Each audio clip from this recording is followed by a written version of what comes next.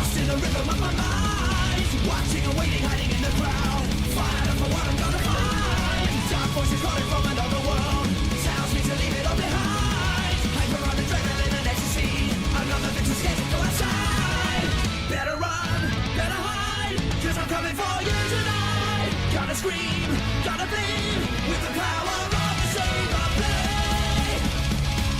With the power of the saber blade.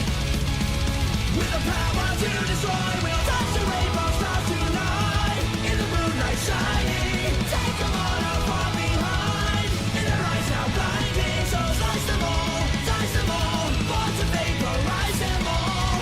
Now feel the everlasting power of the saber blade.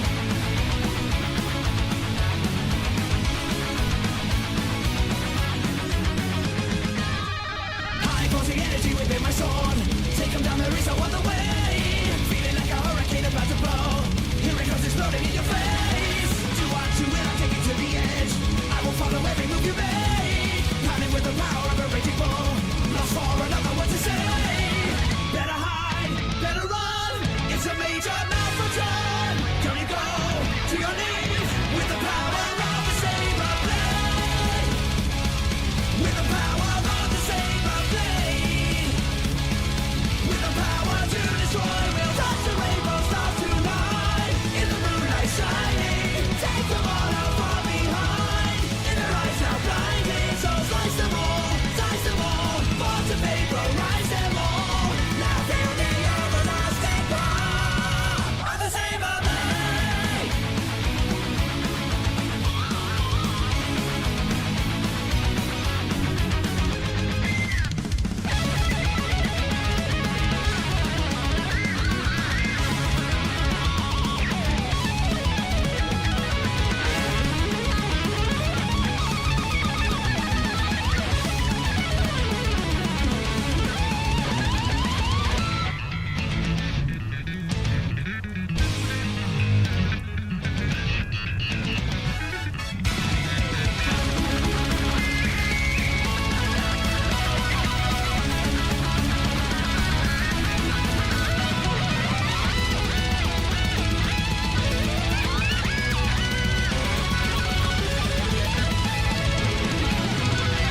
Outside a new sun rising, no way to even stand.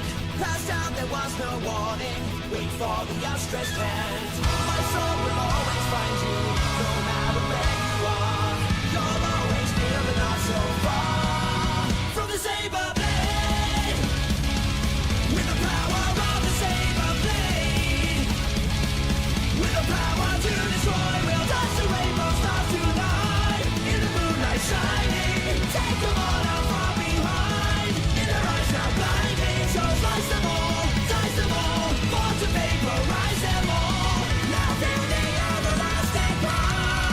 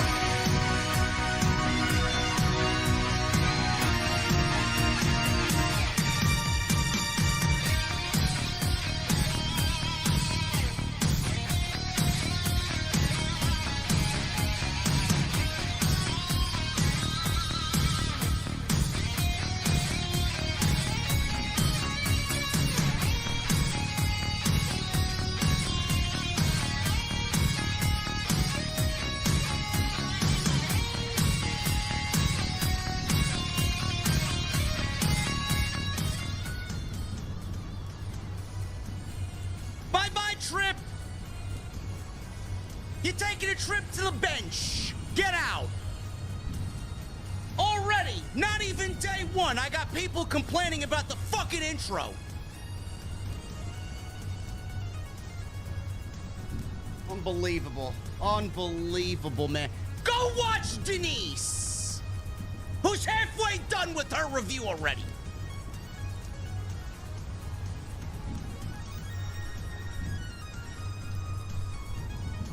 Monday Night Raw. Oh my goodness, man. Triple H, he walked into the kitchen, man. He said, listen, guys, what do you want to eat, man? Let's cook.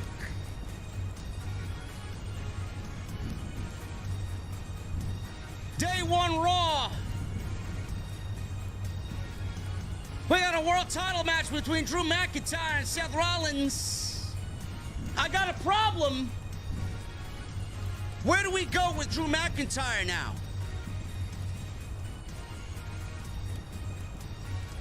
The ladies killed it. 2 career highlights for 2 different women. And somewhere Cody Rhodes is praying to the wrestling gods that his WrestleMania main event this year is still intact. Why? Because we have The Rock mentioning Roman Reigns tonight. Ladies and gentlemen, we're going to the venue. We're drinking downstairs in my mother's basement. And when I get there, I want to know, what the fuck are you guys drinking?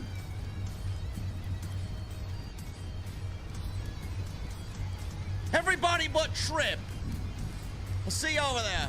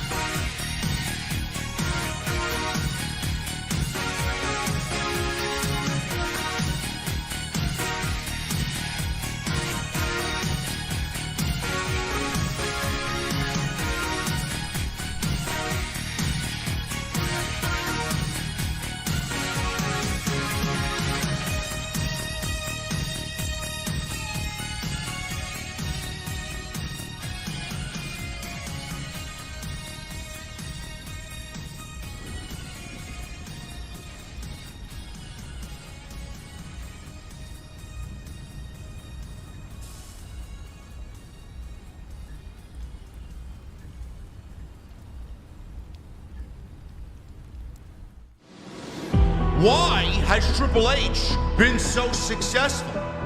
Why is Triple H running WWE better than Vince McMahon and Bruce Pritchard on Monday and Friday night? Long-term booking.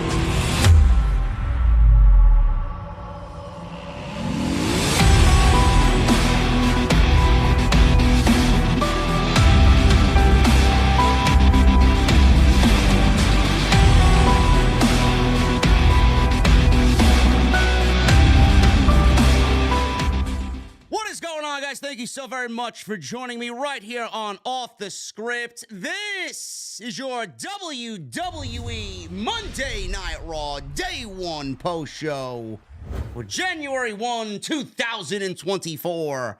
I am your host, JD from New York, as always, coming to you live from the OTS venue. Thank you guys so very much for joining me on your Monday nights, wherever you may be. And I need a round of applause early.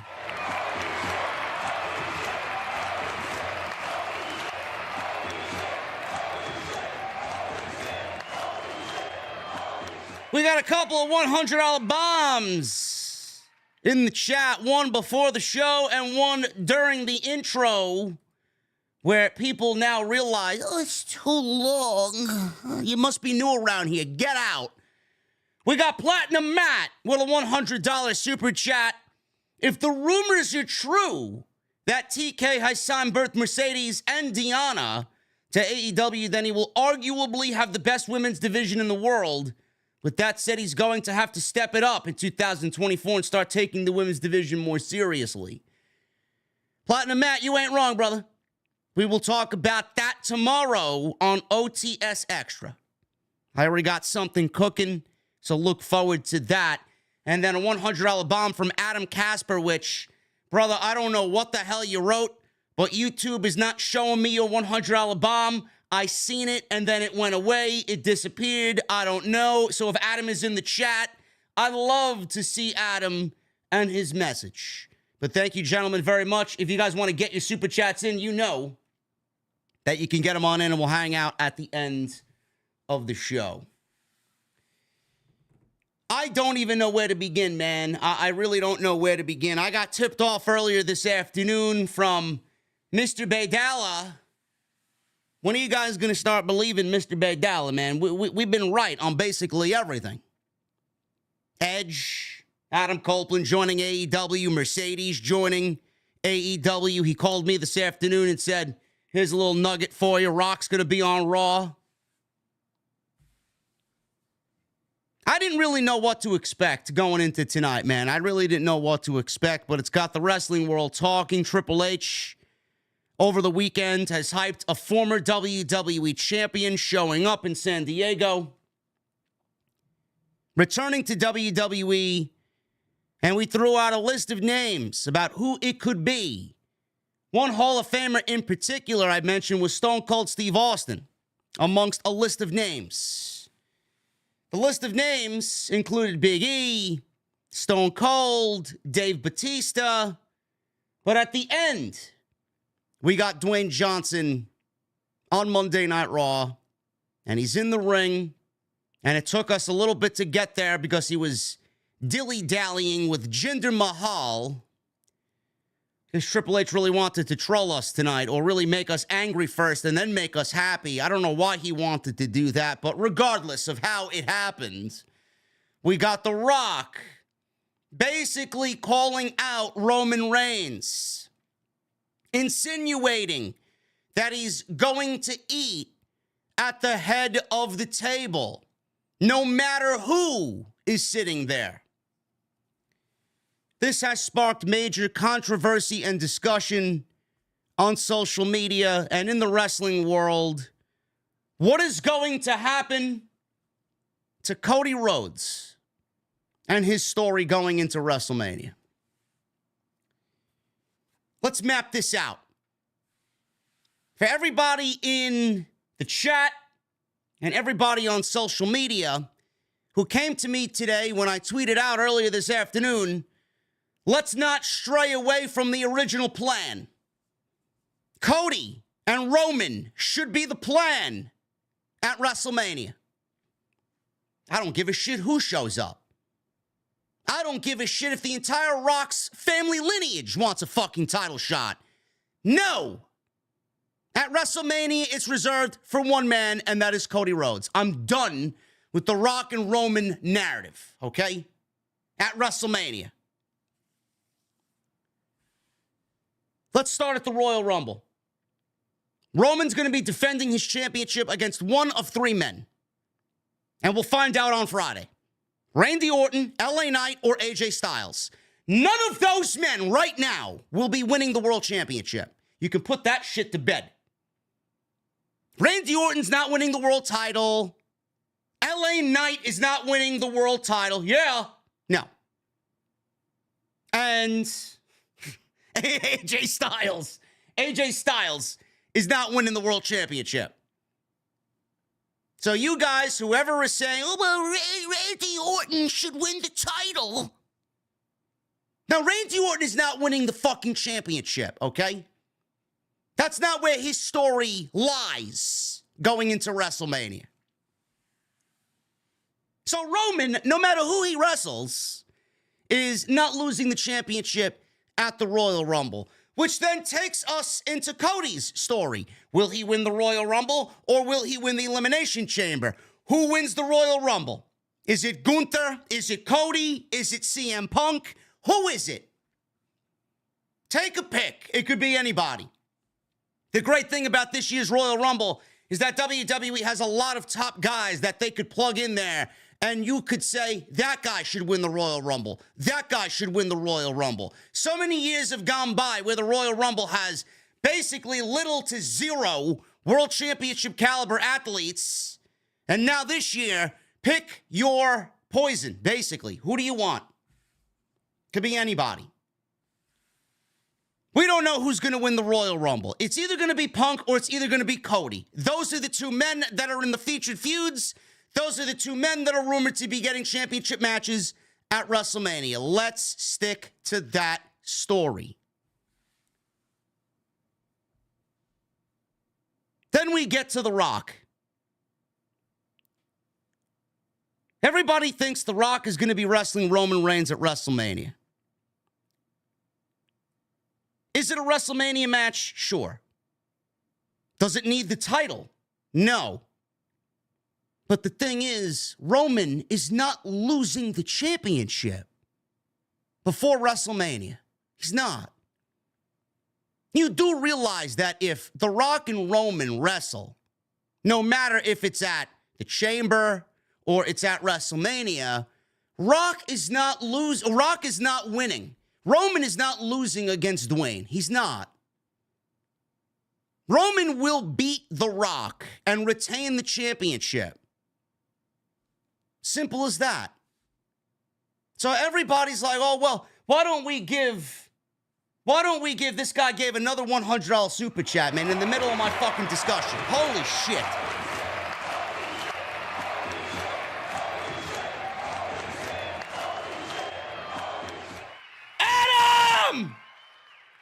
Adam Casper with a $100 super chat.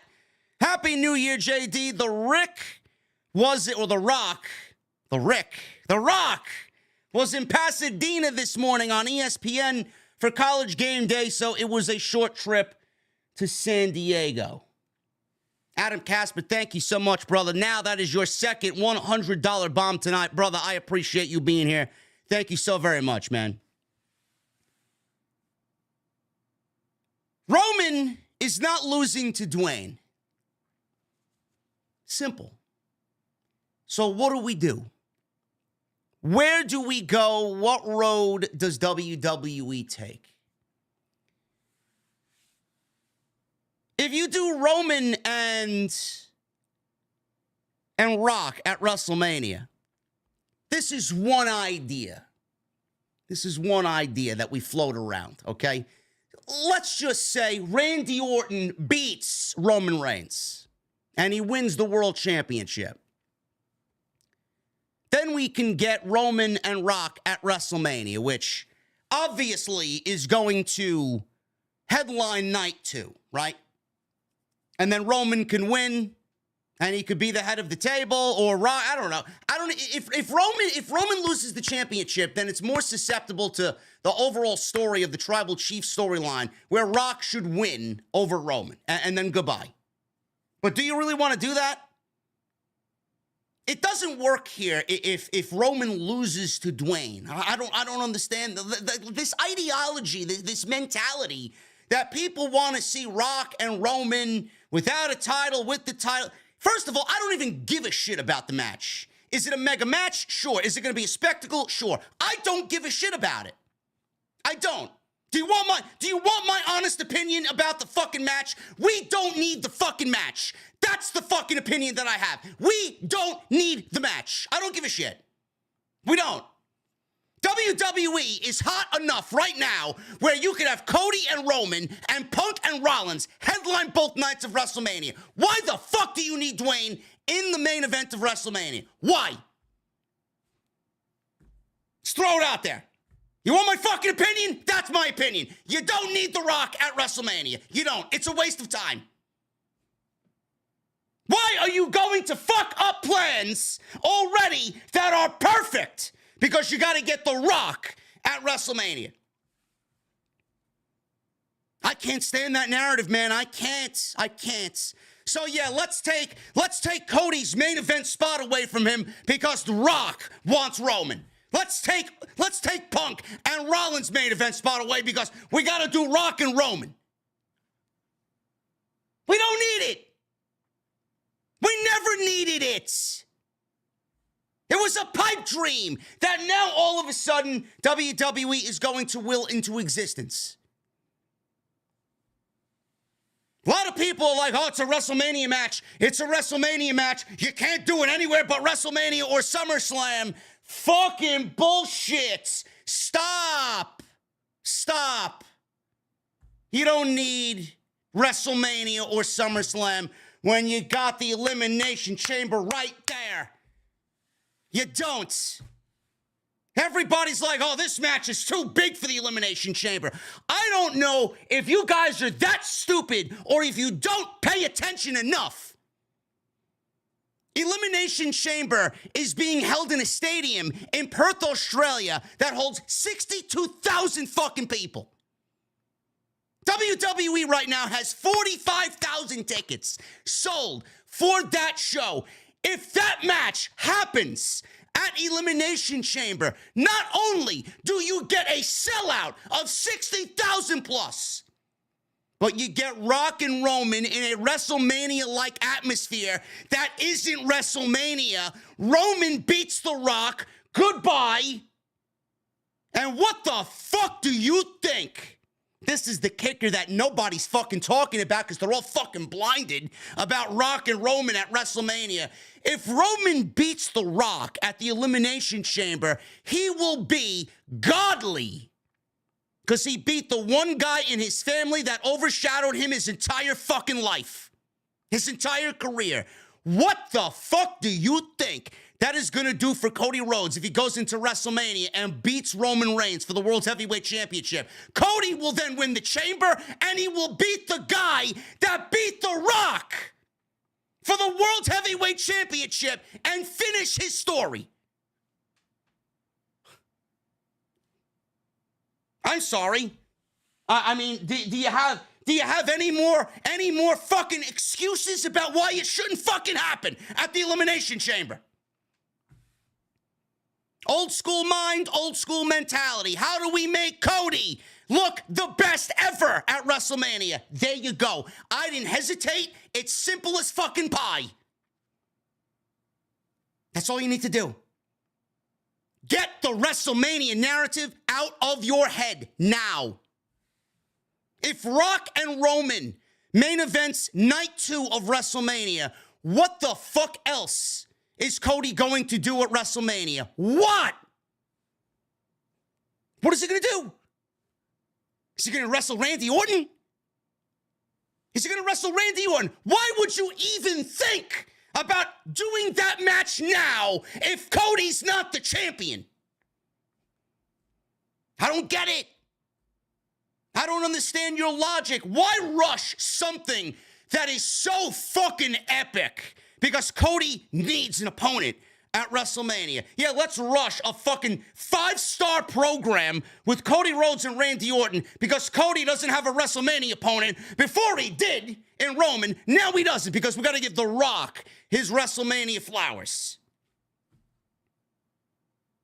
You don't know the damage you do if Roman and Rock main events WrestleMania. I don't give a fuck about Rock and Roman at WrestleMania. WrestleMania is sold out. Off of nothing. The WWE is so hot right now that you have the fucking liberty of putting this match on the Chamber and not having to blink a fucking eye. Imagine that. It's unbelievable how people don't think.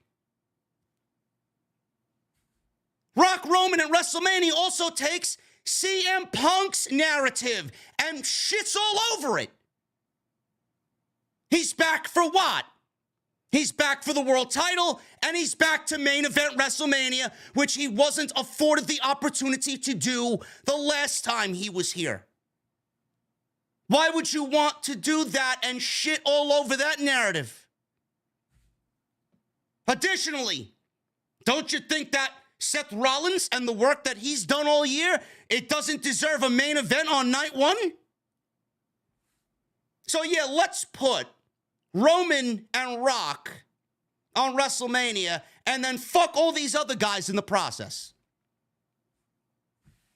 Everybody is already jumping down the WrestleMania rabbit hole. Let's do Roman and let's do Rock at night 2. Meanwhile, all these creative plans right now that are in place, you're just gonna take a shit all over them because Rock is back.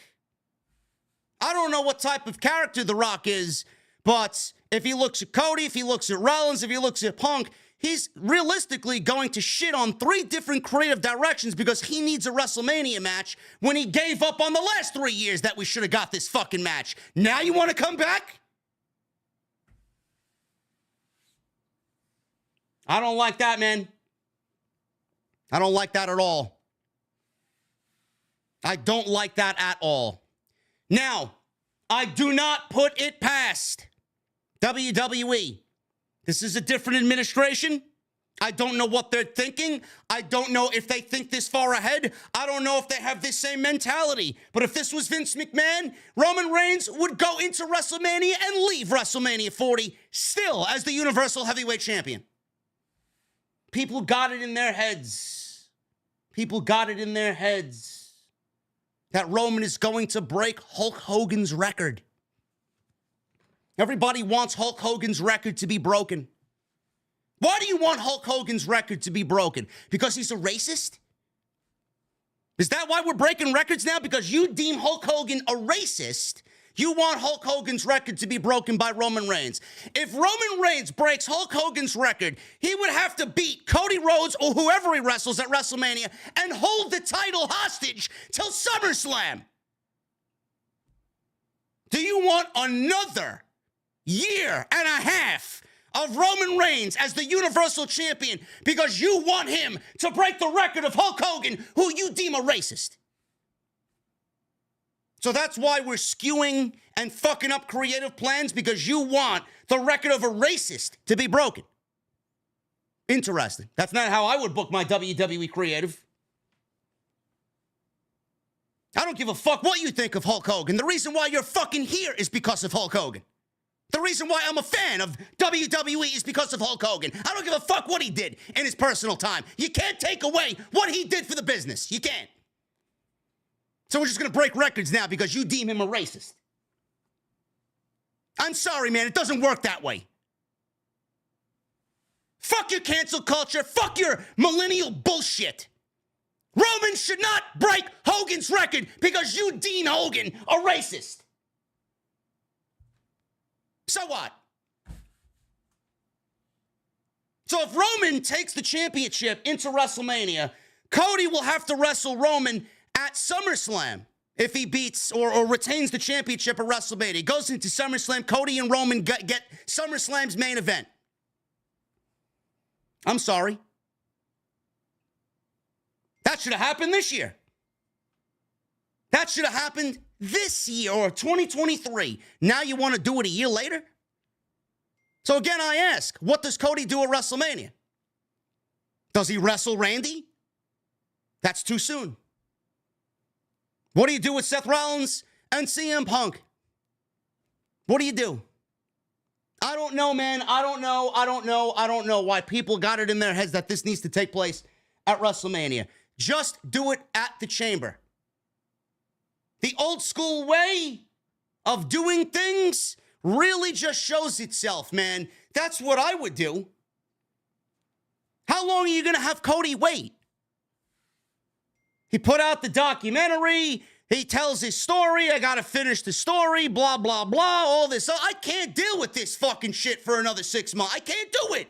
I can't do it. He's fucking wrestling Shinsuke Nakamura because Nakamura wants to end the American Nightmare. I don't give a shit. I don't. You got Cody meddling in the fucking whatever below the mid card is right now. What are you waiting for? All the stories that you're just holding back on because you want Roman to break 1,400 days as champion. We got to do better than that, man. We got to. He can't wait till SummerSlam. He cannot. He cannot. I don't give a shit what anybody says. The feud between Cody and Roman needs to end at WrestleMania. Rock needs to drop a loss to Roman, and Roman needs to go into Mania as the ultimate king of everything. And then Cody takes everything away from Roman. That's the story. The Rock has not had a major match in how many years? And you want to put him in the middle of a fucking storyline that has been telling itself since the end of last year's WrestleMania. We're going to wait and do the rematch that we should have gotten last year already, which we all figured they were going to do 2 years in a row. You want to wait to do it at SummerSlam? Come on, man. No. No. I'm sorry. A lot of people need to understand that The Rock this year needs to be a supporting player, not the guy. I don't know how else you could go about it. You do it at SummerSlam between Rhodes and Reigns, and you do Rock and Roman in the main event of WrestleMania. It's not a good look, man. Especially with Cody Rhodes reportedly not signing a deal that's already on the table for him to stay with the WWE for 5 years.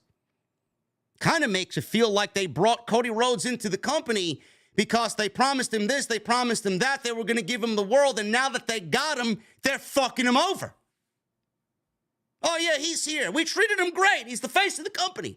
But we're not going to back up our promise. We're not going to live up to our end of the bargain because now we got you. Yeah, you're making a whole shit ton of money, man. You're making the most money you made in your entire career. You'll be fine, man. We're going to give this one to Dwayne. Can WWE pull the Bryan Danielson, Daniel Bryan saga at WrestleMania? Sure, they can. But again, you're going to fuck up the other stories that you're trying to tell going into WrestleMania. If you do Cody and, I don't know, maybe we do Roman and Rock at WrestleMania night 1. And Roman beats Rock on night 1 to go into night 2 and wrestle Cody. So you're putting Roman in 2 main events, which is actively going to hurt Seth Rollins and CM Punk. Where do they fit on that? They'll be playing second fiddle to Roman and Rock and then Roman and Cody? Meanwhile, they should have a night all to themselves in the main event because it's that big of a deal and the story will back it up as being a main event marquee night 1 match. I was for that option before CM Punk came back to the WWE. That's not the best course of action anymore. That's not. So yeah, you could do the Bryan Danielson route with Cody Rhodes. Maybe he's got to beat Reigns. Maybe he's got to beat somebody at WrestleMania to even get in the fucking match. I don't know what the fuck they do. This is convoluted as fuck now. And everybody is creating different dilemmas and situations because of The Rock being back. For all we know, Rock enters the Royal Rumble and puts his name in the field of Royal Rumble winners, which would make it very predictable because if The Rock is going to be in the Royal Rumble, then more than likely he's going to be a part of the outcome. Nobody wants to see that either. There is no good way about this. There's none. He's in the Rumble, you take a spot away from somebody else that's more deserving to win the Royal Rumble, which would anger me the most if he's in the Rumble and fucking wins the thing. All you need to do is simple. Call him out. You don't got a match for Australia. Do the match, get it over with. Cody beats Roman, goodbye. Cody shows up on the Monday night after WrestleMania, and he presents the WWE Universe with a new Winged Eagle championship belt. Goodbye. And then at SummerSlam, we get Cody and Randy, story built, give it some months of story, and then boom, we got Cody's first major fucking feud as world champion. Why would you ever stray away from something so fucking perfectly built? Because Roman and Rock needs to happen at WrestleMania. Roman, Rock, Chamber. Cody wins the Chamber. Simple. That's another thing. How the fuck is Cody going to be in the Chamber if CM Punk wins the Royal Rumble?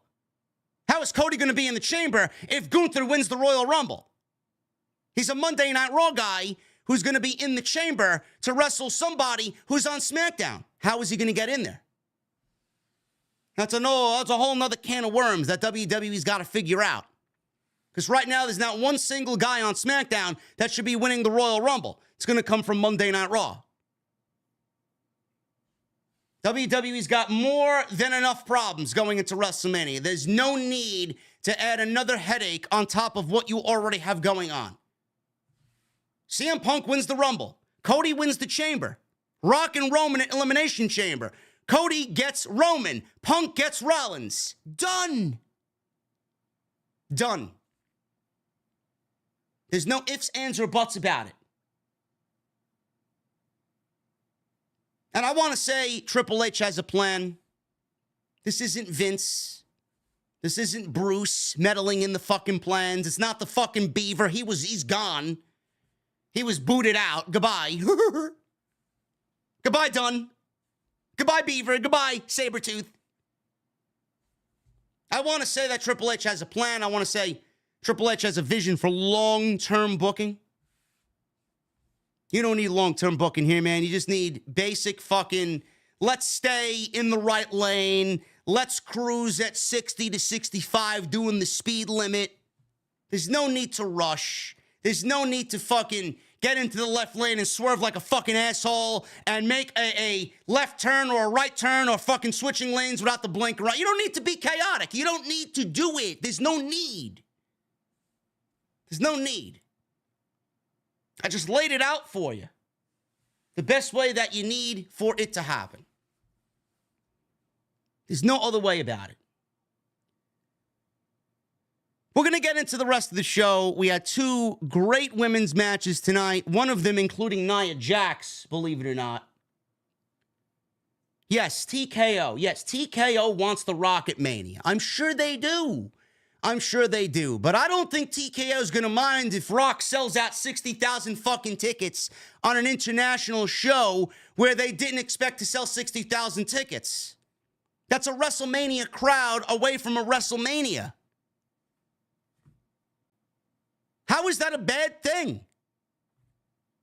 You got Cody, who's been given a 5-year contract and the most money he's going to make ever in his lifetime because TKO wanted him as a top priority signed against the biggest name in the industry right now in Roman Reigns. And then you got CM Punk with all that he brings to the table in both of your WrestleMania main events. Why do you need The Rock at WrestleMania? The Rock could be a part of WrestleMania if he wants to be a part of WrestleMania. He doesn't need to be in the main event. He could be a part of the main event. He could be a special referee. He could be in the corner of Cody. We don't need him in the main event. Not saying he can't be a part of it, but he could be, there. There are ways around it. But like I said, we're going to go over the ladies' matches, two women's matches. One of them was Nia Jax and Becky Lynch. Very good stuff from both of them. Ivy Nile and Rhea Ripley. Excellent match for those two ladies. And then the main event, Seth Rollins and Drew McIntyre, World Championship. We got a tease of a cash-in from Damian Priest. He still has the briefcase. And they delivered a great main event on Monday night. I thought tonight was a very, very good show. Very good show. Great start to Monday Night Raw. Great start for WWE going into 24. It felt like a mini pay-per-view. And they did some things that I took notice of. And I very much liked some of the things that they did tonight on the production end of WWE.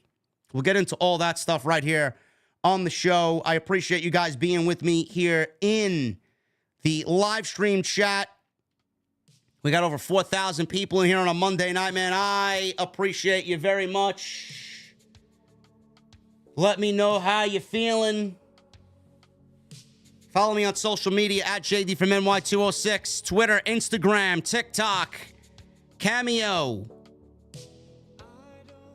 Hit that subscribe button down below. Turn on the bell for notifications. We did an extra today detailing the walkout of Kevin Dunn. Video blew the fuck up, man. We're at 25,000 views in about a half a day. Ridiculous. Absolutely. It was at 10,000 views after an hour today. Thank you guys very much for the already great support this year, and we're not even through day one yet. It's going to be a great year. Follow me on social media at JDfromNY206, X, Instagram, TikTok, and Cameo. Hit that subscribe button down below. Turn on the bell for notifications. Go check out all the content on the channel. Super chats are open. Get them on in. We'll hang out at the end of the show. Tonight's show sponsored by Blue Chew, BlueChew.com. Code JD at checkout. Make sure you guys go get your free sample. All you have to do is pay $5 shipping and handling. That's BlueChew.com. Code JD. And tomorrow night, I'll be live with Andrew Baydala, TNT, the first ever TNT Awards for 2023. We're going to go over 16 different categories and give you guys the best of WWE and AEW for 2023, man. It's going to be a very, very special show, so make sure you guys tune in to that. And we just got another $100 bomb, man. You guys are unbelievable.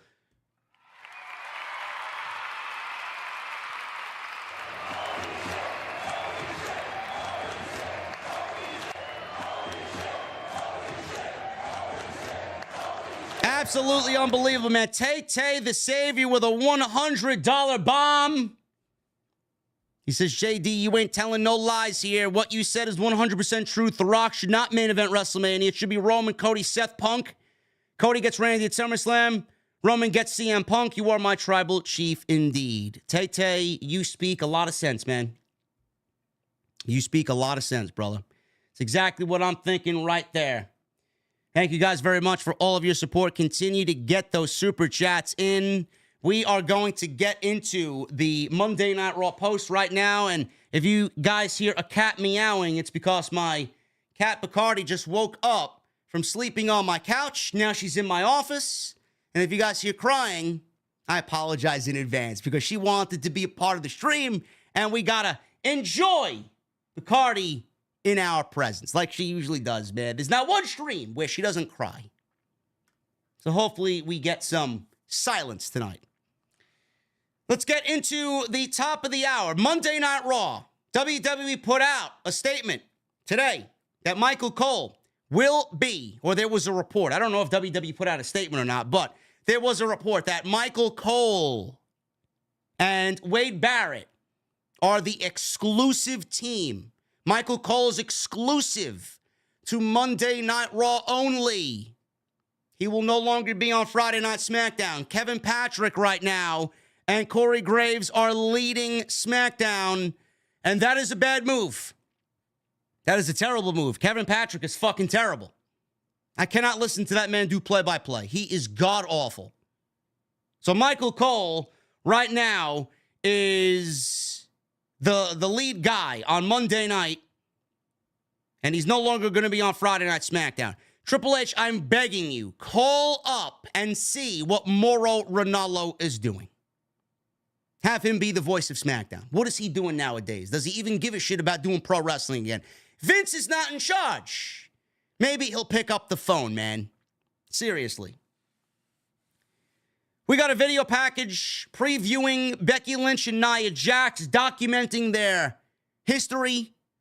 I thought it was a very well done segment that kind of laid out what was going to happen here quite nicely going into the opening match between Nia Jax and Becky Lynch. I did not expect much from this match.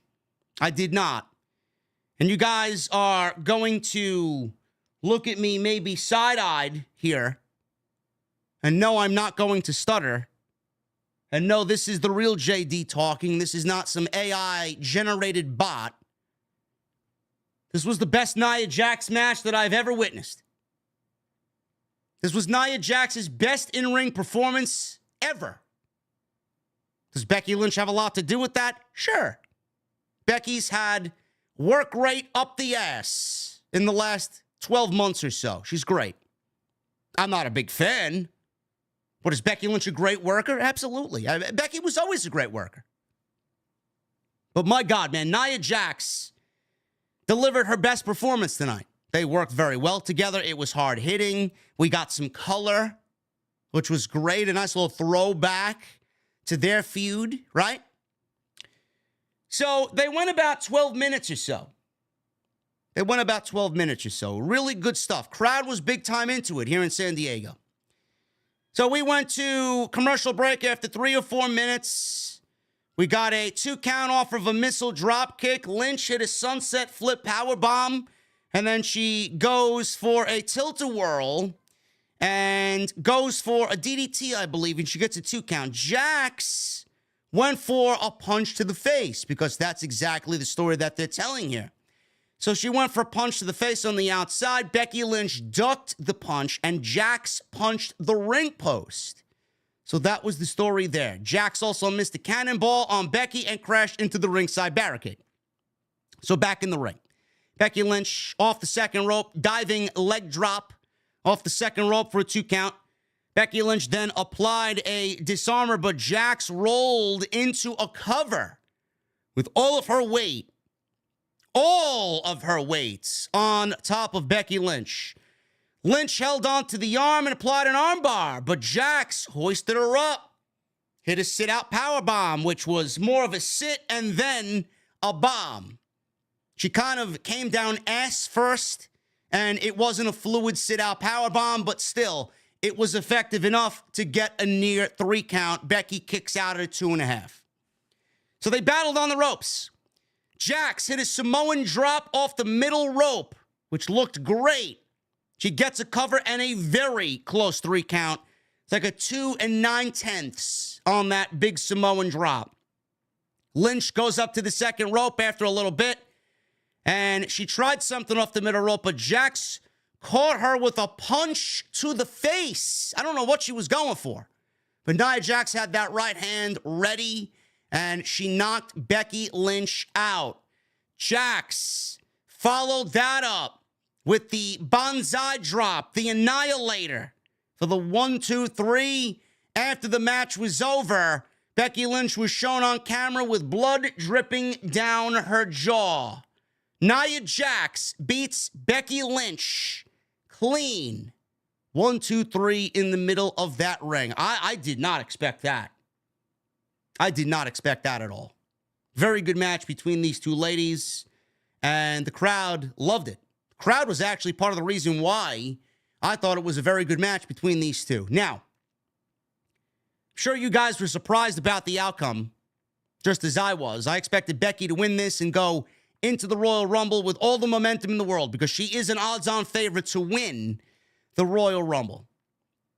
Now, what this means is one of two things. WWE, we have a situation right now where they're trying to keep Nia Jax strong. What are they keeping Nia Jax strong for? She beat Becky Lynch. I'm assuming she'll get another win or 2 on TV before the Royal Rumble. Nia Jax will probably have a very good Royal Rumble where she gets maybe double-digit eliminations. There's one of two things that is going to happen here. Number one, with Becky Lynch losing this match tonight, I feel like WWE could potentially set up a final 2 situation with Nia Jax and Becky Lynch in the Royal Rumble. Nia goes on a warpath, double-digit eliminations, and Becky Lynch is the final woman at the end of that Royal Rumble where Becky Lynch eliminates the immovable object in Nia Jax and throws out Nia Jax to win the Royal Rumble and gets her revenge for this loss inside the 30-woman Royal Rumble. That's a possibility. That's a good story. I know there are people out there that want a returning Liv Morgan to win the Royal Rumble. I don't think Liv Morgan is going to factor into the Women's Royal Rumble. I don't. She could win it, but I'd be shocked as fuck. Not saying it's not a possibility, but I'd be shocked as fuck. Or we could see Bayley win the Royal Rumble. Creative plans have obviously changed if Mercedes is signing with AEW. We may get Bayley winning the Royal Rumble and Bayley challenging Io Sky at WrestleMania for the WWE Women's Championship. We'll have to wait and see. But something like that, or I could see some of those aspects playing out going into WrestleMania season, going into the Royal Rumble. But right now, Becky is the odds-on favorite to win the Royal Rumble. Nia Jax, being that she got this win over Becky Lynch and will have a strong Royal Rumble, Rhea Ripley is going to need an opponent for Australia. It could be Nia Jax. I don't see that as a big selling point, but if you got Roman and Rock happening at Elimination Chamber, I don't really see WWE having a problem doing Rhea Ripley and Nia Jax on the undercard. I don't see that being a big deal. That's the type of match you want on a show like that because it's going to be headlined by Roman and Rock, and all the spotlight's going to be on those two and the chamber matches. So doing Nia and Rhea at the Elimination Chamber doesn't really sound like a bad idea. I could see them doing Becky and Rhea at the Elimination Chamber, but I feel like they would be wasting Rhea's WrestleMania opponent unless they have another idea in mind for Rhea Ripley, which could be Liv Morgan. Because per storyline, Rhea put out Liv Morgan. She injured Liv Morgan, and she's been out since. So WWE's got a couple of different directions to go for WrestleMania. Which road are they going to take? I feel like it'll be Becky. That's just me. Or the wild card. I could see Bianca win the Royal Rumble, and we get Bianca versus Rhea Ripley at WrestleMania, which I feel like we should have got last year. That's also a dark horse wild card pick right there. Bianca win the Royal Rumble, and then we get Bianca and Rhea Ripley. SmackDown right now is loaded and stocked. But with Charlotte being injured, I don't see them moving Bianca Belair off of SmackDown. That's going to be a big name to replace. Two big names if you move Bianca over to Raw. Couple of different options here. So we will see what happens. But great match between Nia Jax and Becky Lynch. They should both be proud of themselves. And I know I give Nia a hard time, and I know we make fun of Nia, but I'm not the type of guy that's going to hate for the sake of hating. If it's a great match, I'll let you know. If they had a great performance, I'll let you know. If it's not good, I'll let you know. I am always going to give flowers to those who deserve it. Nia deserved it tonight. She had a great match with Becky Lynch. Cody Rhodes and Shinsuke Nakamura. We are still doing this. I don't mind it. It's something for Cody to do. But this isn't the end-all, be-all for Cody Rhodes. This is his let's do this now before we get to the Royal Rumble feud. Let's do this now because I got nothing else better to do on Monday night before I get to WrestleMania and Roman Reigns. Cody made his full entrance. We got the whole San Diego crowd doing two. Whoa! Got to get you two woes in there. They got two woes to start 2024. San Diego. What do you want to talk about? God, I hate that. It's not even cool, bro. You don't even say it with any pizzazz, you know? San Diego. What do you want to talk about? Now, what do we want to talk about, Cody? How about Dwayne being in the fucking locker room backstage? How you feeling, bud? How you feeling, man? Huh? How you feeling about Dwayne taking your WrestleMania spot, potentially? Do you trust the company? Do you trust H? Do you trust Trips to do the right thing? Huh? Let's talk about that. He says he's starting the year stuck on Shinsuke Nakamura. He said this should be over. Fans started chanting for Cody. Cody. He then said he was giving Nakamura a chance to finish it tonight. Nakamura appeared on the big screen. They magically had all the captions there, man, ready to go. Goodbye. Nakamura's on the big screen, and Nakamura responded to what Cody just said, along with everything else that's been going on in this feud. He had the eerie music playing in the background. He says he didn't realize how easy it would be to get into Cody's head. He says he's going to be the author of his final chapter. He says he has whispered the split in his ear and pushed his character to the brink, page by page. He says he has blinded him so he cannot see the ending. He said his story does not end tonight, though. He says he wants to give Cody one more week to dream. So we got this graphic novel-style cartoon illustration where we got Nakamura kicking Cody and he was bleeding. And then Nakamura sprayed red mist into the camera. And he looked through the camera lens as it was colored with all of the spit from the red mist. Cody looked down. Nakamura's music was playing behind him faintly in the arena. He looked down all dejected and sad. He didn't know how to handle this. Cody's going to beat Nakamura. There's no doubt in my mind. But what do you do with Nakamura when he loses to Cody Rhodes?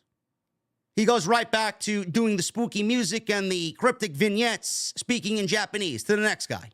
Who's next? Really running out of things to do with Nakamura if he's going to drop to Cody Rhodes here. But Cody needs something to do, and I guess Nakamura was the best option here. Now, I know a lot of people were probably thinking, well, Nakamura mentioned authors.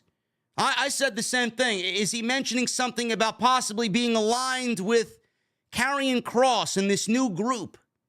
He's got the Authors of Pain showing up on SmackDown soon to start this new stable. Is Nakamura going to be part of that group? Probably not. He did mention authors, but it's in the vein of Cody writing his story to the end. That's the only reason why he mentioned authors there. So I don't think Nakamura is going to be joining Karrion Kross in this new stable that he's forming with the Authors of Pain over on SmackDown. Kofi Kingston. He teamed with Jey Uso against Ludwig Kaiser and Giovanni Vinci. This went 4 minutes. It was supposed to go longer, but that's all we got because Giovanni Vinci got injured and the match stopped. Referee stoppage here, giving Kofi Kingston and Jey Uso the victory. So we go right to commercial break. I don't know what they're doing with Jey Uso and Kofi Kingston right now. I don't. And I know people are pushing the narrative out there of Jey Uso beating Gunther for the Intercontinental Championship. You know, you guys may be onto something here because I don't know why Jey Uso's teaming with Kofi Kingston outside of the fact that the Usos in the New Day have had a historic rivalry over the tag team titles. And right now he's helping out a good buddy in a time of need when Xavier Woods is out hurt again and is the only member of New Day on WWE television right now. But you guys may be onto something. WWE, I don't know what they've done with the story of Jey Uso and Jimmy Uso. I don't. Maybe we get it restarted in the Royal Rumble. But right now, the going plan, I would think, is Jey Uso and Jimmy Uso at WrestleMania. But here we got Kofi and Jey Uso teaming up against Imperium. We may be getting Jey Uso potentially challenging Gunther for the Intercontinental Championship. I don't know if that's the right way to go about that either. Do I want to see Jey Uso beat Gunther? I mean, if it happens, I don't think I'd mind. I think Jey Uso would be a great flag bearer for the Intercontinental Championship, but I mean, I don't think he needs it. I don't. I think someone like a Chad Gable could use it. Or if we do Gunther going into WrestleMania with the Intercontinental Championship, I think a Brock Lesnar match with Gunther is even more so enhanced with the Intercontinental Championship on the line. Now, that match doesn't need the title, but I think having Gunther beat Lesnar after Lesnar challenges him to end the streak that he's on right now, I mean, that just sells itself. I don't know why you would even think about anything else. Gunther and Lesnar for the Intercontinental title is magic. You go do Jimmy and Jay. It's the reason why you split them up. If Jimmy doesn't get Jay at WrestleMania, what does he do? He's another lackey for Roman. The whole reason why they split them up was to do the fucking feud. So do it. I don't give a shit about it. But don't go back on your original plan because you found something else that's potentially better. So we get back from commercial break. Jey Uso made a hot tag. And all of a sudden the bell rung. So Kofi delivers this standing drop kick to Vinci, who comes off the top rope. He jumps in the air. Vinci jumps off the second turnbuckle. He catches him flush in the face. I don't know if it knocked him out or if it connected too hard that it knocked him silly. And then his body and the back of his head bounced off the mat when he took the bump off the dropkick. And all of a sudden, the bell rings. He rolls over to the corner. And the next thing you know, we got the doctor there, the medical ringside doctor in the ring, calls it off. And the match is over. Imperium loses due to referee stoppage because Giovanni Vinci was knocked out. Might have been concussion protocol right then and there in the middle of the ring. Then all of a sudden we see the doctor walking out with Giovanni. He walked out on his own, so it hopefully is not that serious. But Giovanni Vinci probably got knocked silly and they stopped the match. But I was enjoying what they did. We'll probably get this after a couple of weeks, make sure Vinci is safe, have him go through some minor concussion protocol, and then just do the match again. But it was stopped after 4 minutes. It looked bad. It didn't look, I've seen worse, but it looked bad. When someone's head bounces off the fucking mat, it's not a good thing. So hopefully he is okay, man. Hopefully he is okay. There was a video package hyping the success of their recent house shows. WWE did have a camera crew around Christmas season for all of the holiday tour, and we got some really special clips of different things that happened at these different shows, one including Shotzi getting married ahead of their Las Vegas house show on the holiday tour. CM Punk cut a promo in Madison Square Garden. CM Punk paid homage to Brody Lee and Bray Wyatt. Some really cool stuff. We got a video package for Rhea Ripley and Ivy Nile. This was a very good showcase so that you know who Ivy Nile is, where she came from, and some background on her if you don't know much about her. Nile was shown warming up with support from the Creed brothers and Alpha Academy. I love when they do this. It's great stuff. She said that she loves when people doubt her because it makes it that much sweeter when she beats the odds. Some good stuff. The vignettes and the video packages were really good stuff tonight. Miz TV. Miz TV was supposed to have the Judgment Day. But Miz TV had R-Truth instead.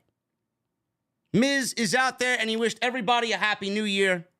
Miz says he has his ideas of who the former champion is going to be when he shows up later. Probably not, because they probably held The Rock back in some secret trailer backstage somewhere when nobody could get to him. He said first, though, he wanted to introduce his guests. The Judgment Day. So the Judgment Day music played, and then it shifted to R-Truth's theme, and R-Truth walked out. So R-Truth gets in the ring and said, San Diego, what's up? Miz then says, Truth is the most likable member of the Judgment Day. He asks Truth where the rest of the Judgment Day is.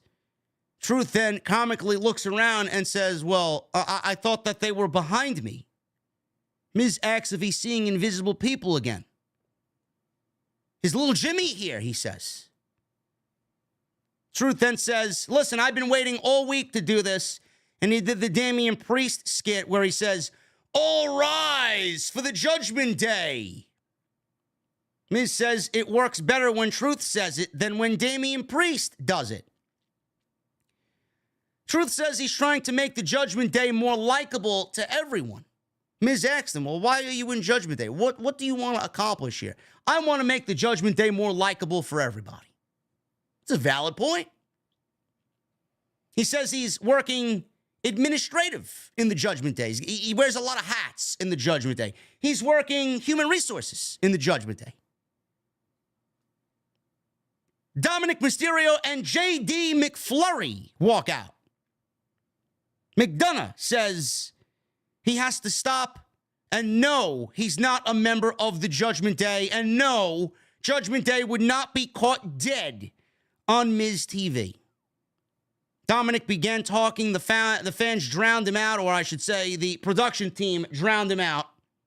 These were obviously manufactured boos in the crowd. I'm not saying that it was all manufactured, but you could definitely tell that WWE was raising the volume up and down on the boo meter for Dominic Mysterio. Miz talked about having a rough 2023, but his favorite memory was Dom's dad, Ray, spanking him. Dom challenged them to a tag team match. Miz asked the crowd if they wanted to see that.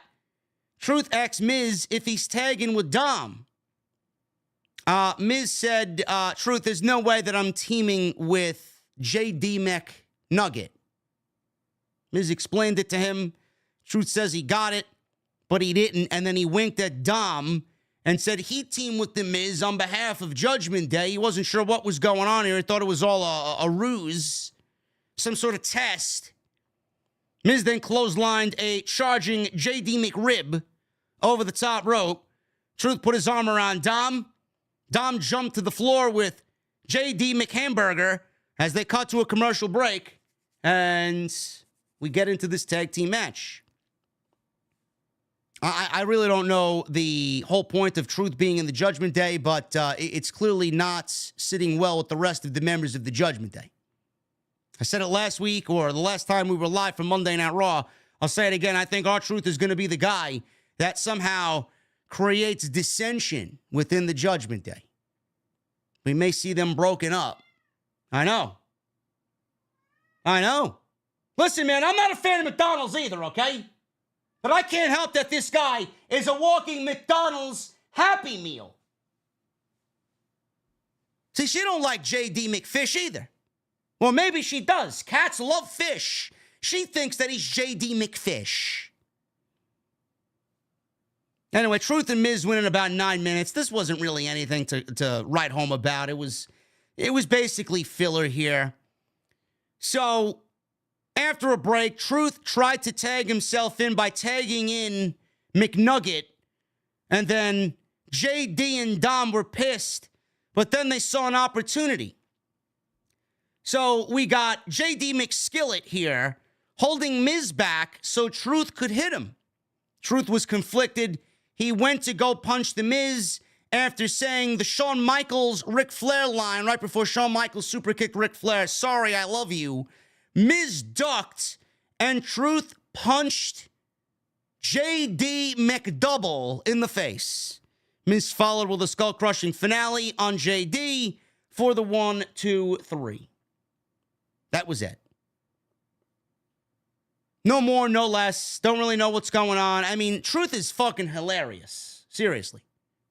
But I still don't know exactly what his role is here and where he's going to factor into the judge. They're clearly doing something here. What is it? I don't know.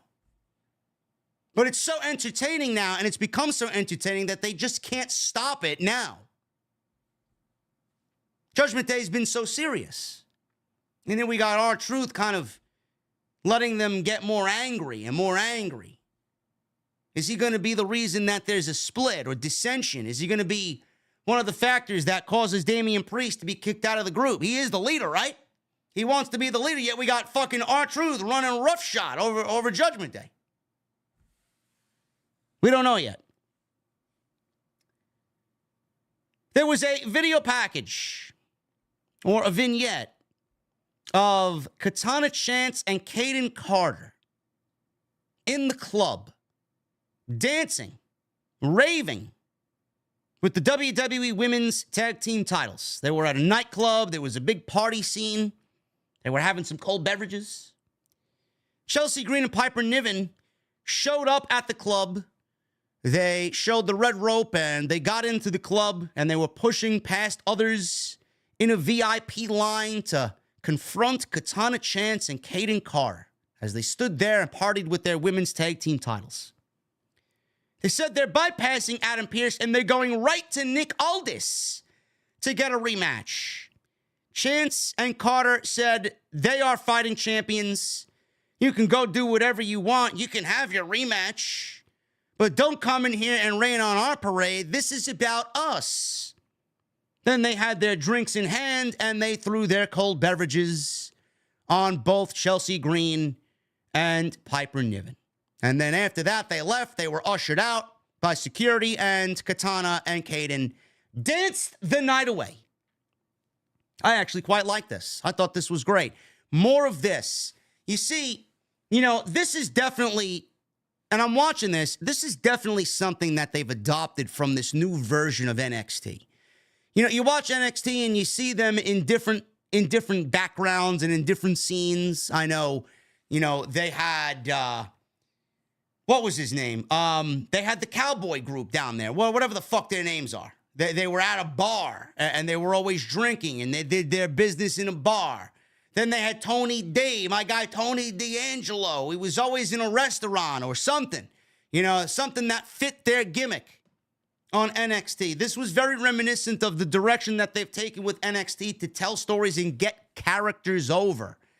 For Katana Chance and Kaden Carter, this is going to work because they are fun.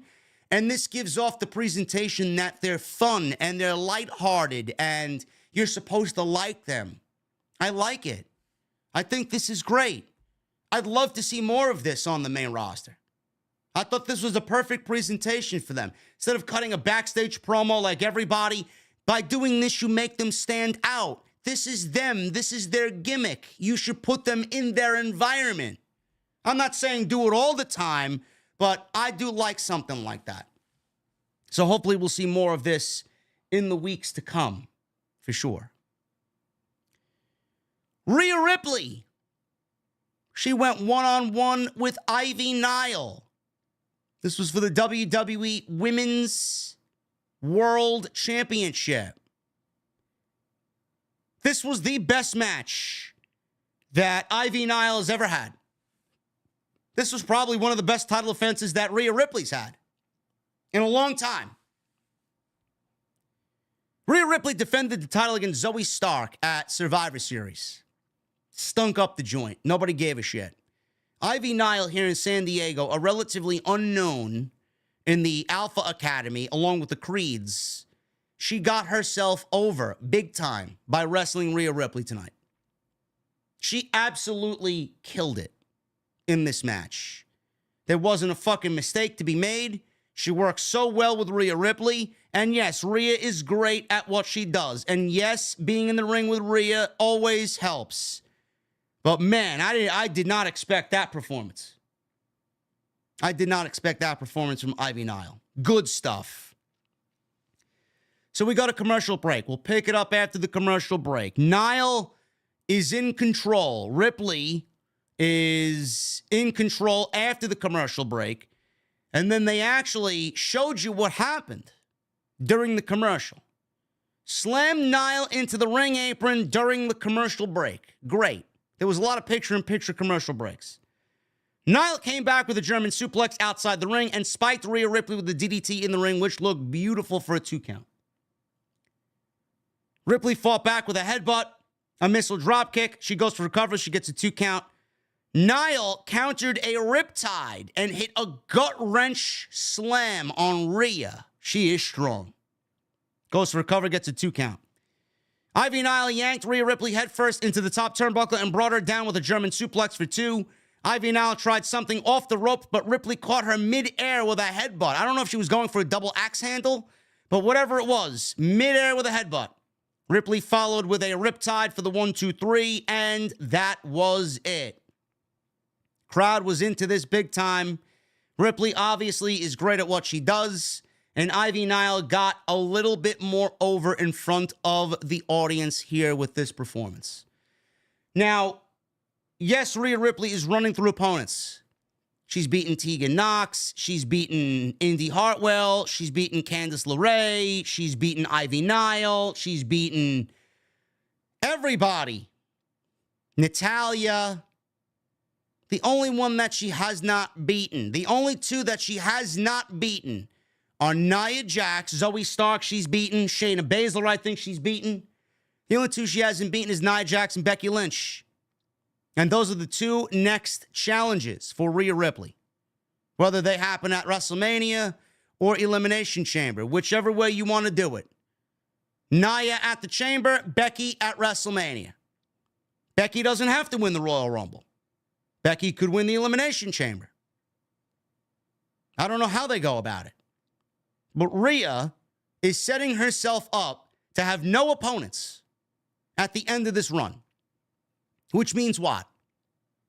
Becky Lynch wins the championship from Rhea Ripley and we go back to Becky being the champion. I don't know how many people want to see that. But we all know WWE gets just ADD when it can't book Becky Lynch in a title program.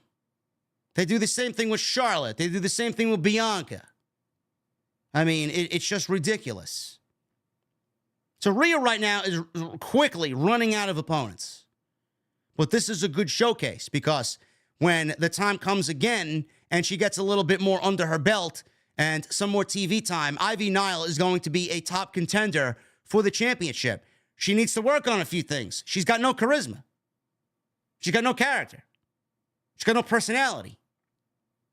The only way you're going to hear her is in sound bites, backstage, via a vignette or a promo. So they got some work to do.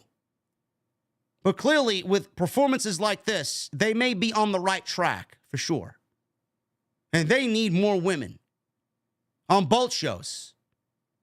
I don't know what they do, but they definitely need more women in each division. The Rock. We all had a feeling it was The Rock because it was being talked about on social media all day long.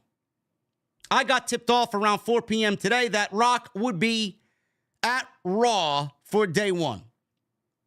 I believe he was at a football game, which was 2 hours away, and to make the trip to San Diego was not that big of a deal. He was photographed. I seen the picture online, and he was with Nick Khan. The Rock and Nick Khan are very good buddies, and The Rock showed up here on Monday Night Raw. So we got the return of a former WWE champion. There was a long pause. Samantha Irving said, and here we have the return of a former WWE champion. And then all of a sudden we hear Jinder Mahal's music. Jinder Mahal! Quickly, I tweeted my displeasure. You gotta be fucking kidding me. I will say this, man. Jinder looked great. He looked very fancy in his three-piece suit. So, the fans absolutely died when his music hit. There was a collective, what the fuck, when Jinder's music hit. So Wade Barrett even said, this is exactly who I was hoping for. Michael Cole said it wasn't exactly what I was expecting. So he was kind of feeling what the crowd was feeling. So Jinder stood in the middle of the ring. He held up his arm. Fans began booing. Jinder then said, you have the audacity to be disappointed? Yeah. Yeah, we do. He said he is a past and future WWE champion. Please don't give me just night tremors. Jinder Mahal, please. He said thousands of superstars have competed in this ring, and there have been 50 WWE champions, and my name is at the top of that. Oh, man. I didn't know Jinder was a comedian, man. Oh, my goodness. At the top. This guy's one of the worst WWE champions ever. He nearly killed SmackDown. He said the only thing disappointing is what has become of the United States of America. Well, I can't really disagree with him there. Our country is in a fucking shithole. United. Look around. This is unity? Do you feel united? He said the people have never been so divided. He said the politics, news, social media is full of disinformation. Fans then chanted USA, USA. Jinder then mocked them and told them to shut their mouths. He said the country was once a superpower and now it's a joke. I will unite you. I am your unifier. Great. The world is saved. Now Jinder Mahal is back. He told them to shut their mouths and listen. He then spoke in Punjabi. He says they are united over one thing, booing their own national anthem in Punjabi. He says it's a new low for them. He said fans boo him because he looks and speaks differently than them. He said he speaks with intelligence and class and truth. He then spoke more Punjabi. And The Rock's music interrupted, and the crowd absolutely melted. While Jinder's out there speaking Punjab, we got Rock showing up, and goodbye. The whole fucking building almost came down. WWE really wanted to troll us with Jinder out there speaking his native language. Went on way too long. And then The Rock came out and everybody just went fucking crazy. So a lot of people were like, well, I didn't really want this. I didn't really want Jinder out there. But I get why they did it. You don't really want to hit Rock's music after Samantha Irvin announces him, right? Somebody's got to be out there running the fucking people down, running the company down. And then obviously it played into him being the people's champion. Send someone out there to shit on the people. Out comes The Rock, usual shtick. And then we're off and running. I get it. How many times have we seen it? I get it. Okay? So Rock is out there. By this time, everybody probably turned their fucking television off. Half of you probably missed the fucking Rock because Jinder's out there speaking Punjab. Rock told Jinder, oh, you are in trouble tonight. Said Jinder is no Iron Sheik. He imitated Sheik, calling him a jabroni bitch. Rock out there, I see his gimmick really evolved over the last few years, right? Jinder said Rock magically appears anytime the WWE fans are insulted.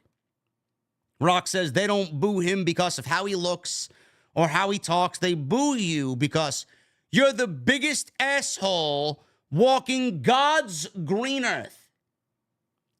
So clearly no Kevin Dunn. And on night one, Rock drops 2 assholes and douchebag on television. Kevin Dunn would have been on that button as quick as you could breathe. He pretended Iron Sheik is talking to him from the heavens. He's talking to the Iron Sheik. He said Jinder's got resting. He doesn't have resting bitch face. Is what he said. He doesn't have resting bitch face, but rather a raging asshole face, he says. So Jinder doesn't have resting bitch face. He's got resting asshole face. Said nobody likes him and he's not funny. And if he's one of The Rock's movies, Jinder would be Baywatch. I don't know, man. If I'm Jinder, I'd like to be on Baywatch. I mean, I don't know about you, but he called him Baywatch. He told Jinder to shut his mouth when he's talking to him. Jinder then says, well, I've never seen Baywatch. And Rock's like, well, what is that? You've never seen Baywatch? Is that right? And Jinder said, yeah, I never seen Baywatch. It doesn't matter if you've never seen Baywatch. He said Jinder can say whatever he wants without interference from the government. It's called freedom of speech. He says he can't run down the United States in the ring free of consequence from The Rock. So he's got the crowd now in the palm of his hand. One half of the arena says day one, and then the other half of the arena says douchebag. So we got dueling day one, douchebag. Day one, douchebag chants happening in San Diego. So after a couple of minutes of that, crowd carried on. Rock told everybody to stop. Said, my God, that was fun. Rock then sang an insulting song, and he kind of rewrote the national anthem. So he's obviously making fun of Jinder Mahal by singing different words over the national anthem to make fun of Jinder Mahal. Jinder had enough. He attacked Rock, kicked away at him in the corner. Cole said Jinder has no sense of humor. Rock made a comeback here, landed a big-time spine buster, and then dropped him with a people's elbow. So Jinder rolls out of the ring. Rock takes his belt off. He starts whipping Jinder. He rolls out of the way. Rock picks up the microphone, and at this point, I'm asking myself, what the fuck was the point of all this? And what are we doing here? Like, get to the point.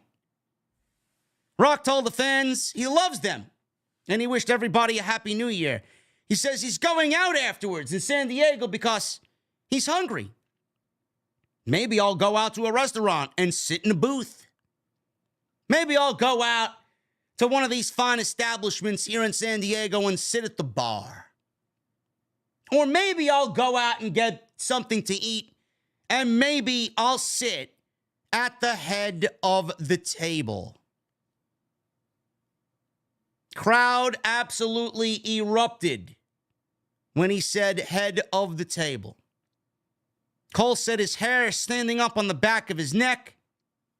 What about that last statement from the People's Champion, he says. Wade Barrett says, Paul Heyman, call Roman Reigns. Now, Rock didn't mention Roman by name. He called him the head of the table. But Wade Barrett certainly said, Paul Heyman, call Roman Reigns. Certainly a major fucking hint dropped there by Rock.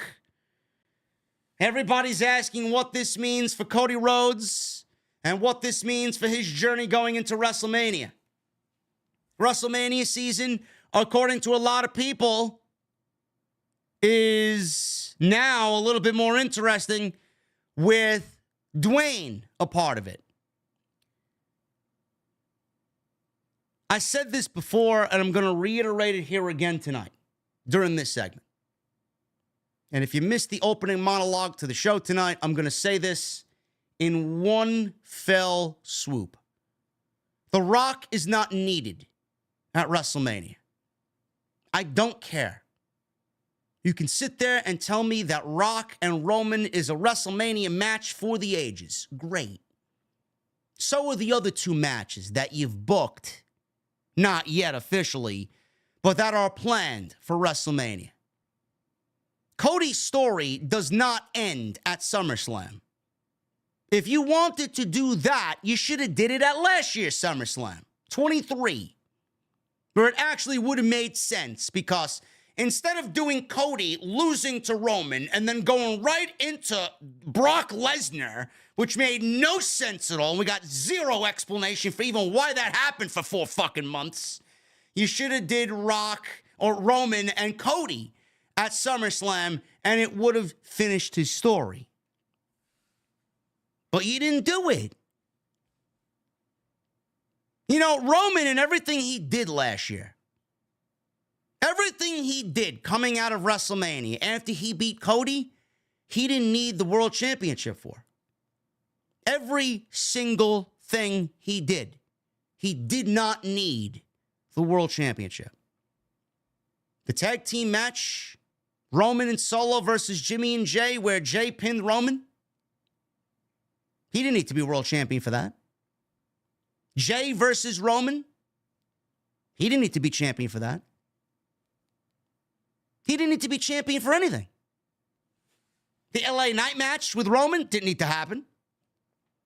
The fuck you do LA Knight versus Roman Reigns for? What does it mean? It means nothing. LA Knight should have never been in an opportunity to get a fucking championship match. Every single thing that Roman Reigns has done last year could have happened without the world championship around his waist. Everything. And they didn't want to do Cody versus Roman at SummerSlam in Detroit, in the Motor City, in a place where Lex Luger took the Lex Express to go beat Yokozuna, the foreigner from Japan, and win the WWF Championship. Could have been a nice little throwback there. America's city, right? The heartland of America. No, they didn't want to do that. So now what are we looking at? Cody going into this year's WrestleMania, if he doesn't get Roman, who the fuck is he wrestling? Who's he wrestling? Legitimately, who is Cody wrestling at WrestleMania if he doesn't get Roman? Who on Raw? Do we go back and do Cody versus Seth? Is that what you want? Another match between those two? And then what? Cody wins the world championship? From Seth Rollins? That's not his story. Cody Rhodes' story is not Seth Rollins' championship. It's not. You can throw that shit in the fucking trash and burn it. Stop. That's not Cody's story. Again, ask yourself the question, what does Cody Rhodes do at WrestleMania if he doesn't get Roman? Seth is out of the question. If we do get Cody and Seth, then more than likely we get Punk and Austin. Rock, Roman, Punk, Austin at WrestleMania? I guess. If you do Punk and Austin, that certainly has the main event night one of WrestleMania. Punk will still get his main event, but man, oh man, is Rollins and Cody getting the shaft. What do they do, open the show? Yeah, that's a great way to fucking give Cody Rhodes another WrestleMania. Let's have a main event against Roman in 39 and then put him in the opening match on night one of WrestleMania 40. Holy shit, man. I'd have Tony Khan on the fucking phone. Hey, boss, do you need me back? They would have done him dirty worse than anyone in company history. Again, I ask, what do you do with Cody at WrestleMania? There isn't anything. Gunther? No. Roman. That's the plan.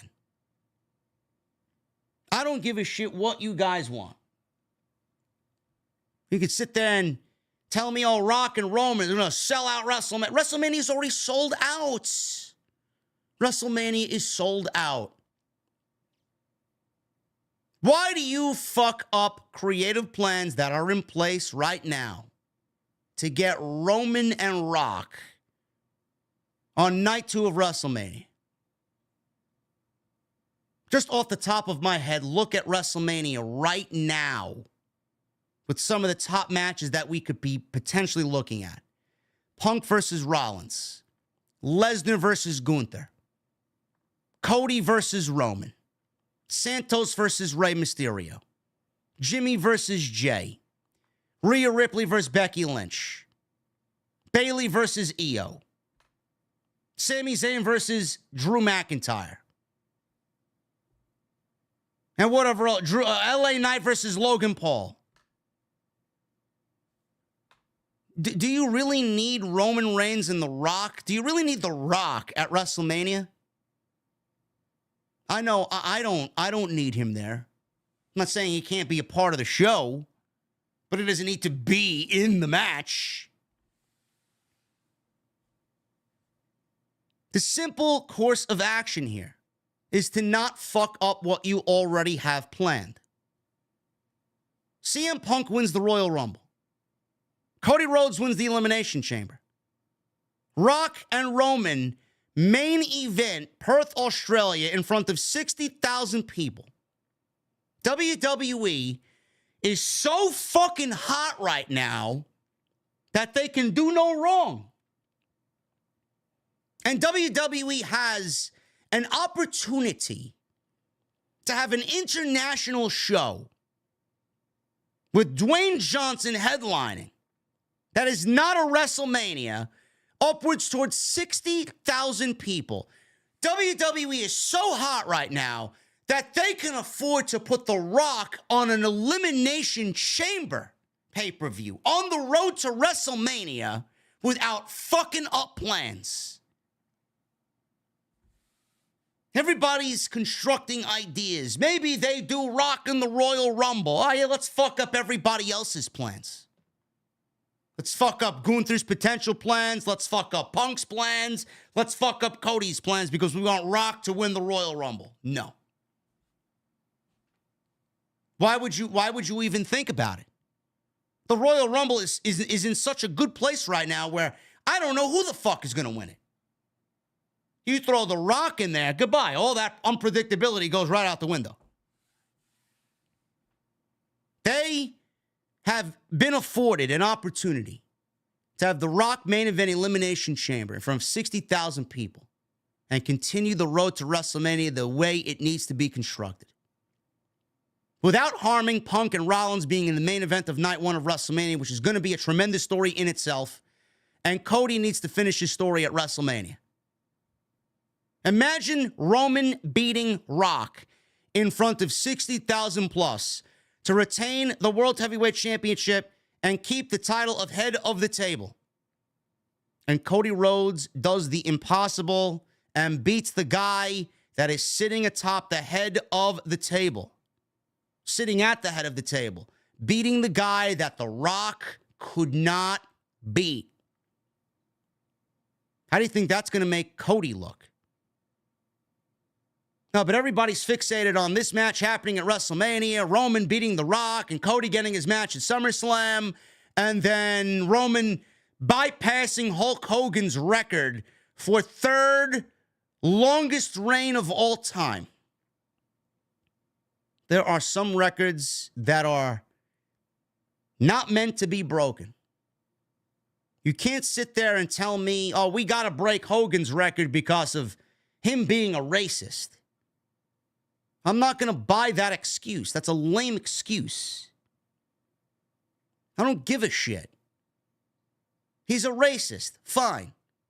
He's a bigot. Fine. I'm not a fan of Hulk Hogan. I'm not a fan of the human being Hulk Hogan. I think he's a bullshit artist. I think he's a liar. I was never a fan of Hulk Hogan, ever. I was more of a warrior guy. He had his own fucking demons. He said his own shit. And I'm not going to sit here and tell you, yeah, let's get Roman through WrestleMania and then have him end the reign at SummerSlam. No. That should have ended at SummerSlam 23, if that was the case.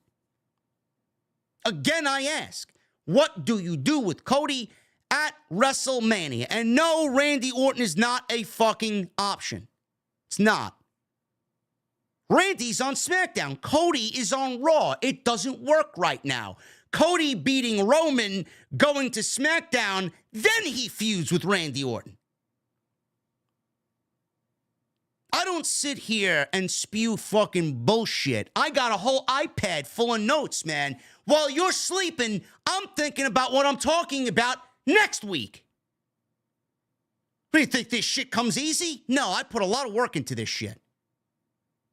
Punk wins the Rumble, challenges Rollins. Easy. Cody, how you get him into the chamber? I have no fucking idea. I don't know. Cody wins the chamber. Challenges Roman. Roman beats Rock. He's a god among men.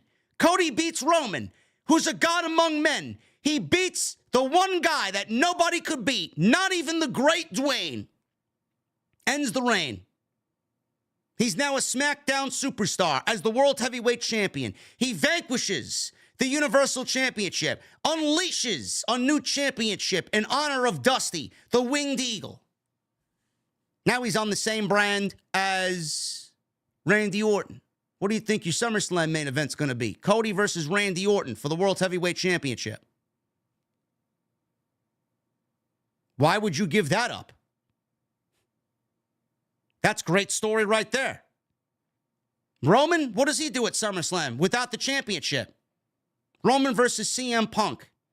So you're potentially looking at a SummerSlam, if things go the way that I've laid it out, Roman versus Punk, Summer of Punk 24, and then Cody versus Randy. Now, but please continue to tell me why you want Randy Orton and Cody Rhodes potentially at WrestleMania, or Cody to get no WrestleMania match at all, or you want Roman versus Rock. Please tell me, please reiterate to me why you even need The Rock in anything when WWE has all these different pieces in place that are going to carry them through all of this year without the need for Dwayne to be there.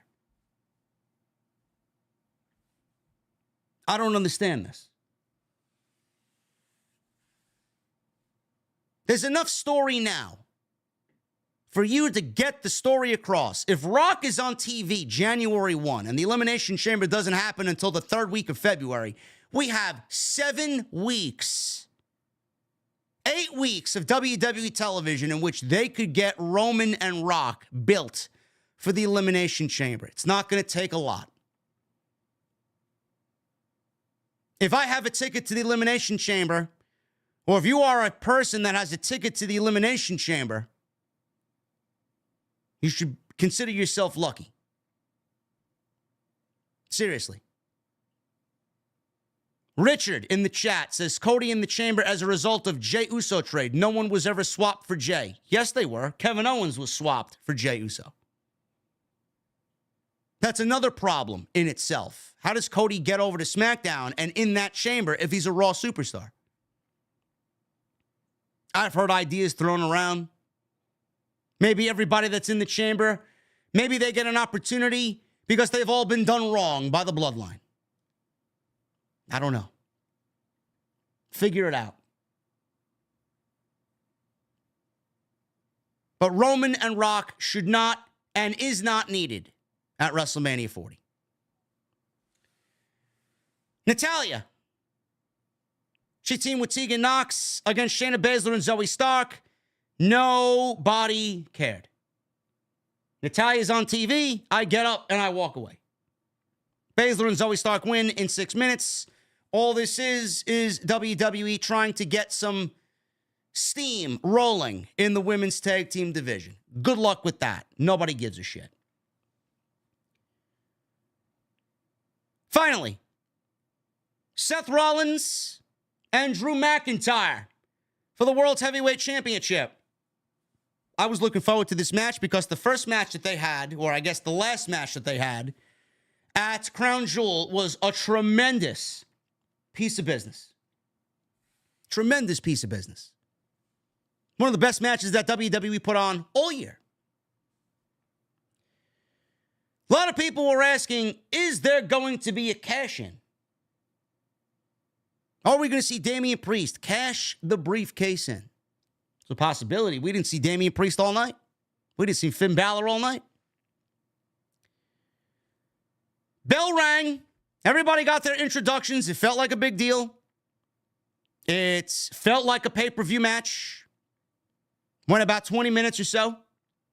And we got a great match here between these two guys, which is not really surprising whatsoever. McIntyre, very early on, tried an Alabama slam onto the steps. Rollins wisely used the ring skirt and the ropes as leverage to escape. Rollins tried a suicide dive, but McIntyre caught him and suplexed him on the floor ahead of a commercial break. McIntyre maintained control here. We get back from break. Backbreaker, goes for a cover, gets a 2 count. Rollins tried a buckle bomb. He tried some offense here. He went for a buckle bomb, but he collapsed. The back is the issue. Rollins did manage to fight back a little moment later, and he comes out with a flip dive, followed by a DDT and a frog splash for 2. Rollins hit a superplex, but before he could transition into the Falcon Arrow, McIntyre hit his own Falcon Arrow for a 2. After the break, McIntyre hit a white noise. We go to another commercial break. Back from break, McIntyre hit a white noise off the middle rope for a 2 count. So still using his buddy Sheamus as influence.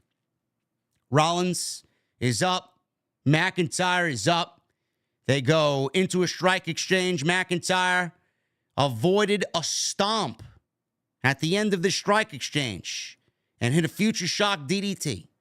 Rollins countered a Claymore kick attempt into a sit-out powerbomb for a 2. Great stuff. McIntyre missed another attempt at the Claymore. Rollins catches him in a pedigree for a 2 count. All of a sudden, Damian Priest enters. Music goes off. He walks down with Dominic and a referee with the Money in the Bank briefcase. Dominic distracted the referee of the match, and Priest blasted Rollins with the briefcase. Priest explained to the referee that he was cashing in, but McIntyre saw what was going on, stopped the cash in, and gave Damian Priest a Claymore kick on the outside, which gave Damian Priest a nice little spot into the barricade. He looks at Dom, he takes Dom out, and suplexes Dom on the outside. McIntyre enters the ring, hits a Claymore kick on Seth Rollins. I fucking thought that this was it. I thought Drew McIntyre was going to win the title. I thought we were looking at a new world champion, which wouldn't have made sense. That would have been a fucking way to go about it, huh? Drew McIntyre wins the world title and then maybe defends the title against Sami Zayn at WrestleMania. And then maybe we get Punk and Rollins without a championship. But that's not the story here. Punk's story is the world title and main eventing WrestleMania. But the option was there. Clearly, they didn't go with it. McIntyre Claymore kicked Rollins. He's against the ropes, very close to the ropes. McIntyre covered Rollins so deep that Rollins flips his foot over and his foot is touching the rope in the pinfall. I wasn't even paying attention. I was looking at the referee and his hand waiting to hit 3. Rollins' foot was on the ropes in one of the best near-fall moments that I've seen in recent memory. Absolutely tremendous false finish here, if you want to call it that. Near fall for WWE. Tremendous piece of business. Loved it. McIntyre was fucking pissed. He couldn't believe what the fuck was going on. McIntyre was pissed. He cleared the announce table on the outside. Rollins gets up and he goes to the outside. He fought him off. He gets up on the table. He delivers a pedigree to McIntyre on the table. It did not break. Rolls McIntyre back in the ring. Hits a curb stomp. 1, 2, 3. And Seth Rollins retains the World Heavyweight Championship. No Damian Priest. He did not attempt to cash in. I mean, Damian Priest is on the outside. Rollins is knocked out. McIntyre's knocked out. Rollins is beat up to hell. And Damian Priest did not even bother to cash in the briefcase. Mistake number 1. It makes Damian Priest look like a fucking geek. Number 2. Where do we go with Drew McIntyre now? He's lost to Rollins once at Crown Jewel. He's lobbied for a rematch, and he says he deserves a rematch, and he loses again. He lost again. So what do we do with Drew McIntyre? I figured we'd maybe get... Now, is this their way of getting McIntyre Rollins again at the Royal Rumble? Do we get another match between these guys? I could see McIntyre making a fuss about Damian Priest being out there and Dominic being out there and the foot on the bottom rope and all this other shit, making up excuses. But WWE could have avoided all that. All WWE needed to do here was have Sami Zayn involved, bring Sami Zayn back, have him cost Drew McIntyre the match, set up a rematch with Seth Rollins and Drew McIntyre, and call it a day. But all this other shit, McIntyre loses, and that's it. Where does McIntyre go from here? Does McIntyre get another title shot?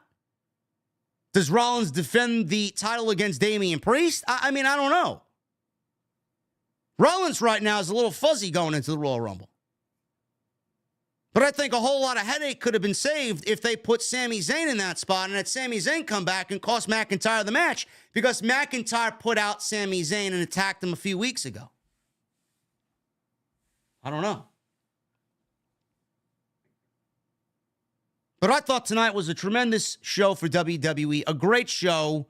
Obviously headlined by this match and The Rock coming back, teasing a mega match with Roman Reigns. I gave you my case. I gave you my point. I'm sticking with it. I think it's going to be at the Chamber. I don't think it'll be a WrestleMania match. I don't think it's needed at WrestleMania. I don't. WrestleMania is sold out. WWE doesn't need The Rock at WrestleMania. They don't. Just like I said, they don't need Austin. Endeavor may want it at WrestleMania. This is the Endeavor era. This is the TKO era. They want it to be the biggest ever. Do we get Rock at WrestleMania? Do we get Austin at WrestleMania? Do we just fuck up everybody's plans because TKO wants the mega stars at WrestleMania? That's why I can't stand suits and ties, man. WrestleMania is already going to be a tremendous piece of business. It's already going to be the biggest WrestleMania of all time. You don't need The Rock when you already have all of this in the bag already. This company has afforded itself to use The Rock on a B-level pay-per-view and have it be an A-plus pay-per-view, where 45,000 seats have already been sold. If you announce Rock and Reigns at Elimination Chamber, 60,000 sold out plus. And then you can go and do what you need to do at WrestleMania. I'm sticking with that. You don't like it? Tough shit. Thank you guys very much for all of your support here on the podcast. I really do love you guys, man. We had upwards towards 4,000 live here tonight. Are we number one? I gotta check, man. Have we been number one all night? I think so, man. I think so by a large margin. Absolutely. And if you guys don't agree with me, I'd love to hear you sound off in the comments section, man. Seriously, did I speak a lot of sense tonight? I feel like I have. And you know what? You're gonna get it doubled down tomorrow, man. You think my opinion is fucking strong. Wait till Andrew Baydala, wait till Drew gives you his opinion tomorrow. TNT tomorrow is going to be a monumental show. I'm telling you right now. You do not want to miss Tuesday Night Titans tomorrow night. You don't. Crazy. Follow me on social media, man, at JDfromNY206. X, Instagram, TikTok, and Cameo. Hit that subscribe button down below. Turn on the bell for notifications. Continue to get those super chats in. Thank you for the thumbs up, guys. We hit over 1,200 likes. Oh, my goodness. Brian McGrath, do I read super chats? Absolutely, brother. I'm about to get into them right now. I always read them at the end of the show, man. I do not like interrupting my show with super chats. I'm not about putting emotes and fucking GIFs in my stream. Clean. We save it for the end of the show, man. Tonight's show is sponsored by Blue Chew. BlueChew.com. Code JD at checkout. Make sure you guys go and get your free sample courtesy of the podcast, man. As I always say, Blue Chew is your way to long-term booking. It is legitimately your pen and paper to long-term booking. Blue Chew is a unique online service that delivers the same active ingredients as Viagra and Cialis, but in chewable tablets, and it comes at a fraction of the cost. You guys can take them anytime, day or night. Plan ahead and be ready whenever the opportunity arises. And the process is very simple, guys. You're going to sign up at BlueChew.com. You're going to consult with one of their online medical providers. And once you are approved, you're going to receive your prescription within days. No questions asked. There's no waiting in line at the doctor's office. There's no waiting in line at the pharmacy. There's no awkward conversations. It's all done online. They are prepared and shipped directly to you, made in the USA, in a very discreet package. So if you guys want to benefit from that extra confidence, Blue Chew is the way to go, man. BlueChew.com, code JD at checkout. All you need to do is use that code JD at checkout and pay the $5 shipping and handling. Let's get into the Super Chats, guys. Let's start off. Who was number one in the venue tonight, man? Who was number one in the venue tonight? Was it Michael Krause? I don't know. Was it Michael Krause? Looks like YouTube is fucking up my Super Chats, man. It was Michael Krause. What's up from Walla? Happy New Year to you, my friend. Happy New Year, Michael. Thank you for being with me here tonight, brother. Ali with 17 months. Hey, JD, I just want to say Happy New Year's, and being a part of the OTS family for 17 months is truly an honor. You always make my day better. Ali, thank you for being here, man. Thank you for being here, man. Michelle with a 5. Rock Roman at Elimination Chamber. Roman beats him and faces Cody at WrestleMania. Roman's ego gets too big and it causes Jimmy and Solo to turn on him. And Cody beats him at WrestleMania. Yeah. Basically.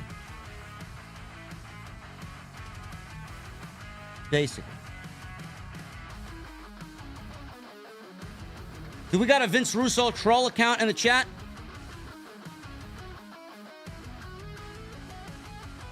Can someone check if that's a troll or maybe it is Vince Russo? I have no idea, man. I enjoy Vince Russo, even though Russo's got me blocked. He said some stupid things in the past that I've totally disagreed with him on, but I think Russo talks a lot of sense when he wants to talk a lot of sense. The troll account? All right, get him out.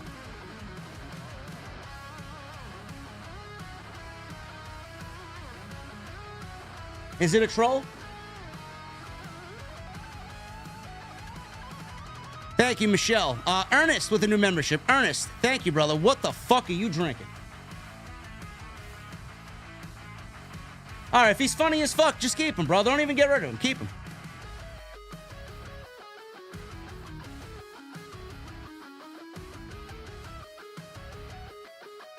Bro.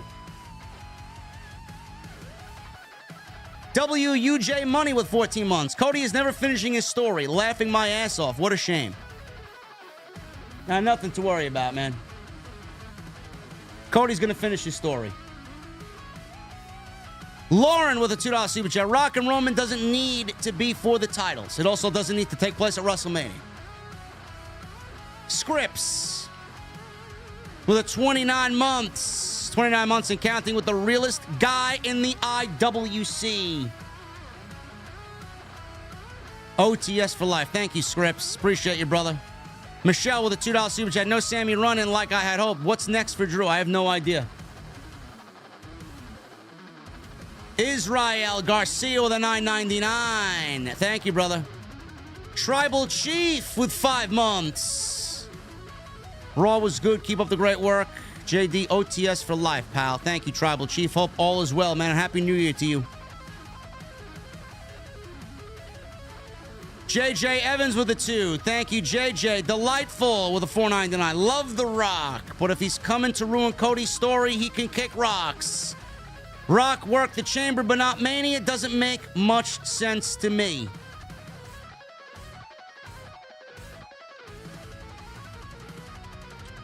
Listen, keep the Russo account in the chat. If he's not talking shit about me, then he's fine. As long as he doesn't show any disrespect to me, I'm fine. Platinum Matt, thank you again, brother, for the $100 super chat.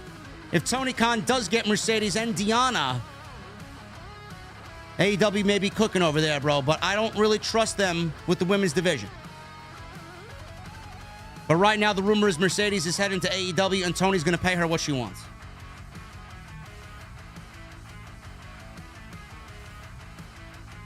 Chris with a $4.99. What's up, JD? Good episode of Raw. I could be the OTS wrestling historian. Great review as always, brother. Can't wait for WrestleMania. Hashtag OTS for life. Thank you, Chris.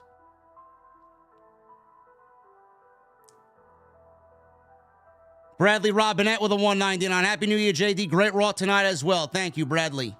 Chris also with a $4.99. Cody wins the Rumble. Punk wins the Chamber. Rock Roman night 1. Cody vs. Roman night 2. Punk vs. Rollins World Heavyweight Championship could co-main event night 1 with Rock Roman. Thoughts? No. Now, Punk Rollins deserves a main event. I'm sorry. We're not doing some convoluted bullshit here. Roman Rock Chamber. Get it over with. Boom. Has anyone thought about this one too? Now that they teased Rock and Roman, whoever wrestles Roman at the Royal Rumble is basically a waste of time. They basically rendered the Royal Rumble match with Roman useless, which I assume will go to AJ Styles.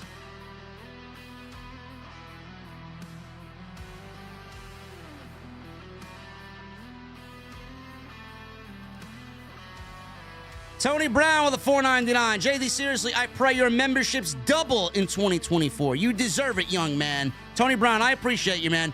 I would love if you guys can gift memberships. I don't even know how to do it. Apparently, I'm a branded account. I don't know what the fuck that means. I don't know why I'm a branded account. I don't know how to get rid of a branded account. I don't know. But I can't gift memberships, or you guys can't gift memberships. I can't give you the option to gift memberships because I'm a branded account. I don't know what the fuck to do. Tony, thank you, brother. Sean Ray J with 17 months. What a fucking show. 17 months in the OTS venue and the best in the world. Gonna be at the Rumble, and it might be the best in years. Hope to see you there. I would love to go back to Florida, man. I love Florida. I'd love to be in Tampa. We're waiting on Drew, man. Drew's got some family stuff that is uber important. If he doesn't have that to do, we'll maybe be in Tampa.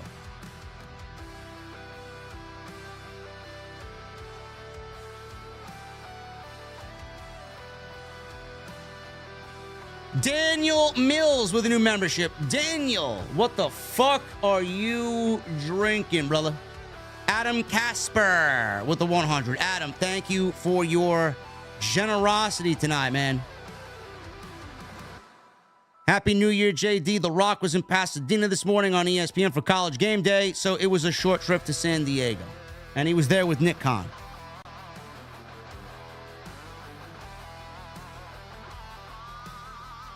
Lucky Gio with a $4.99. Happy New Year. Rock and Roman at the Chamber. Optus Stadium fits over 60,000 people. They need a major event. This allows Cody to finish his story at 40. You get it. You get it, man. I love it. Ricky Marcial. Well, a $9.99. Happy New Year, JD. I was there tonight for Day 1 Raw, my first WWE live event I attended in my life. San Diego went insane when The Rock came out. Looking forward to this review. It's a great show, Ricky. You guys were great all night. Tay-Tay with a $9.99. Roman vs. Rock should take place at the Chamber. Cody wins the Elimination Chamber match. Then you have Roman versus Cody at WrestleMania, where Cody finishes his story and wins. Simple.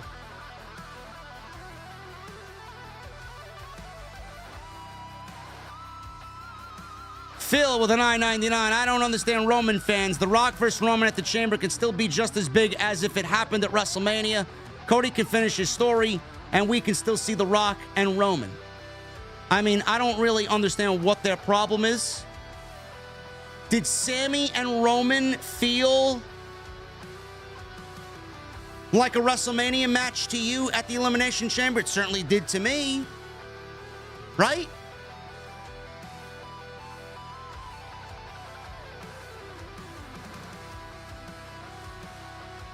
Thank you, Phil. Raymond with a $10 super chat. Hey, JD, Happy New Year. I'm drinking a Monster, and I'm watching the best podcast in the world from Southern California. Thank you, Raymond. As long as that Monster is cold, I appreciate you, man.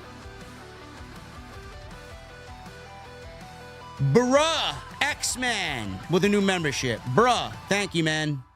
What the fuck are you drinking tonight inside my mother's basement? Raymond Moore with a new membership. Raymond, what are you drinking, man? Nick Williams with a $5 super chat. Thank you, Nick Williams. We love Nick Williams, man. Happy New Year, brother. If Rock vs. Roman does happen at Mania, then Vince is back in power due to some power bullshit. No, Vince is not in power. Vince is not anywhere near creative. Daniel Mills with a $19.99 super chat. New subscriber. But love OTS. Happy New Year's, brother. Listening in Florida. Always listen when I'm doing my newspaper route. You speaking nothing but the truth. Drinking on Pepsi. I don't really drink. Hashtag OTS for life. Daniel, enjoy Florida, man. And thank you for being here.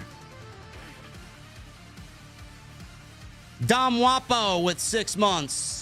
I'm watching WrestleMania for Cody to finish his story, and how ironic would it be for Rock to steal another main event from Punk at WrestleMania? Bro, it's just a bad idea all around. It's just a bad idea all around, man. Deontay Smith with a $4.99. Rock said on McAfee's show he would like his feud with Roman to be a long-term thing. What if they do Rock for Solo at WrestleMania 40 to build to a Roman match at 41?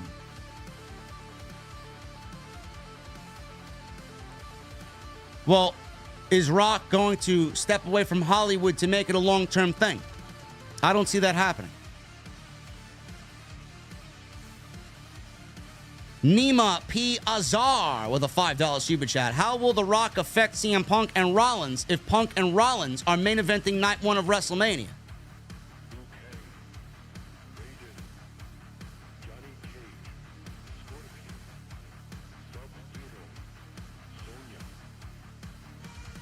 If you do Rock and Roman at WrestleMania, I'm assuming, what do you do with Cody? What do you do with Cody? The only person that makes sense for Cody Rhodes is Seth Rollins. And then Punk will more than likely get Austin, which means Cody won't main event and Rollins won't main event.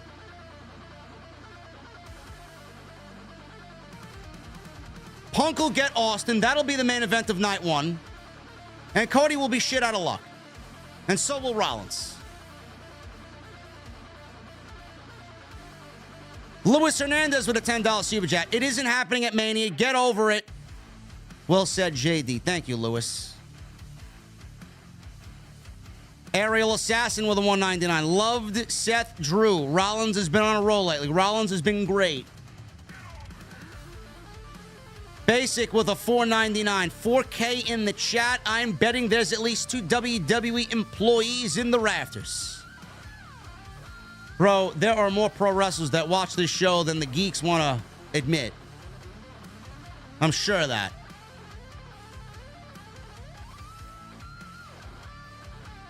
Nobody cares about Seth and Cody. That's why it doesn't make sense to do it. Tay-Tay, thank you for a $100 super chat earlier. You are a gentleman and a scholar. Happy New Year to Tay-Tay, the savior. Basic with a $4.99. Rock guest ref counts the 3. Cody new champ. Reigns blames Rock. Rock reigns at SummerSlam. Fine. Fine. I'll take it.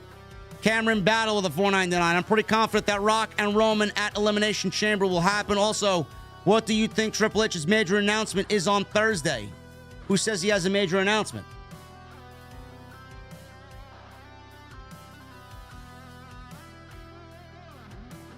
Triple H says he has a major announcement on Thursday. If he has a major announcement on Thursday, it's probably the TV deal for Monday Night Raw going to Warner. Said Suka with a $4.99. Don't see it at the Chamber. That match would air at 5 a.m. Don't see Rock coming back to wrestle with no one watching live. Definitely tough decision. Bro, it's on demand.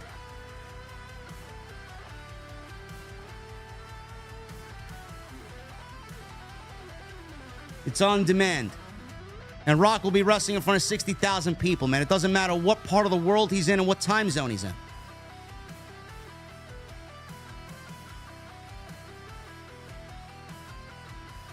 Joseph Taylor with a $5 super chat. JD, I bet you're happy the Braves got Chris Sale from the Red Sox. Yeah. We needed a big-time starter. Black Magic with a $1.99. Kevin Dunn gone. No more.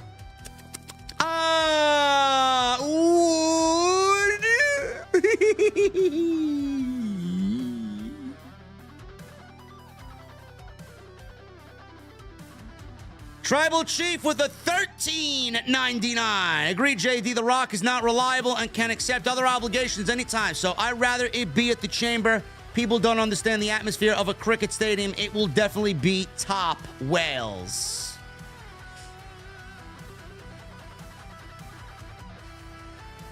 Thank you, Tribal Chief Jr. Heisenberg. $6.99. Fun fact, all Roman fans on Twitter are insufferable.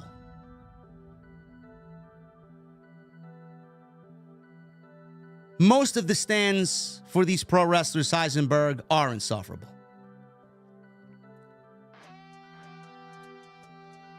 Sean Ray J with a $10 super chat. I think Becky eliminates Nia in the Rumble, setting up a triple threat match at the Chamber with Rhea. Bayley gets turned on in the Rumble by Damage Control.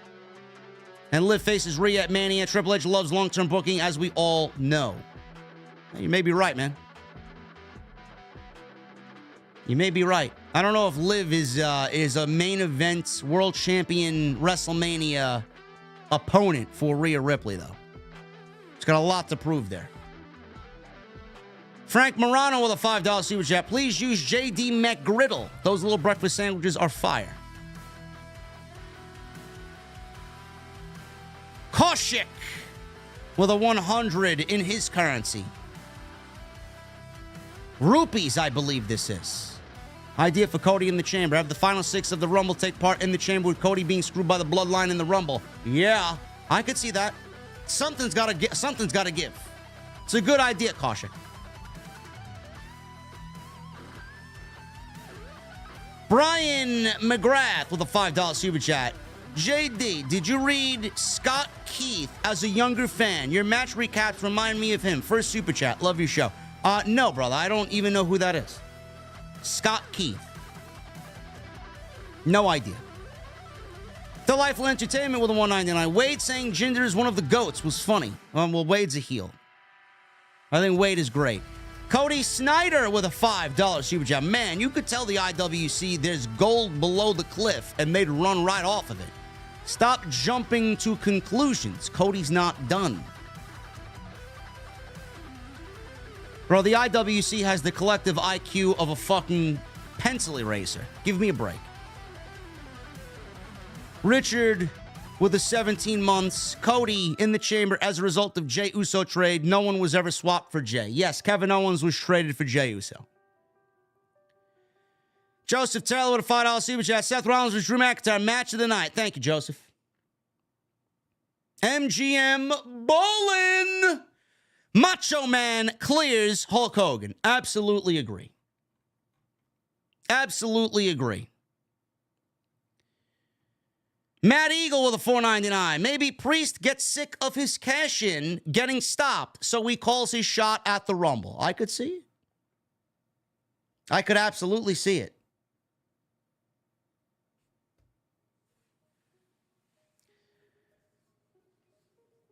Brian McGrath with a $2 super chat. Braves in 2024. They got a great team, man. Looking forward to it. M. James with a $2 super chat. Just want to say Happy New Year, JD. 2024 will be hype. DJ Iffy with a $4.99. He leaves me a salute emoji. Salute back at you, DJ Iffy. Brendan Watson with a $1.99. No message. Brian McGrath with a $5 super chat. Storyline aside, Rock Roman, Austin Punk, HBK AJ, Brock Gunther. Save the rest for SummerSlam. Man, you're really going Vince on me there.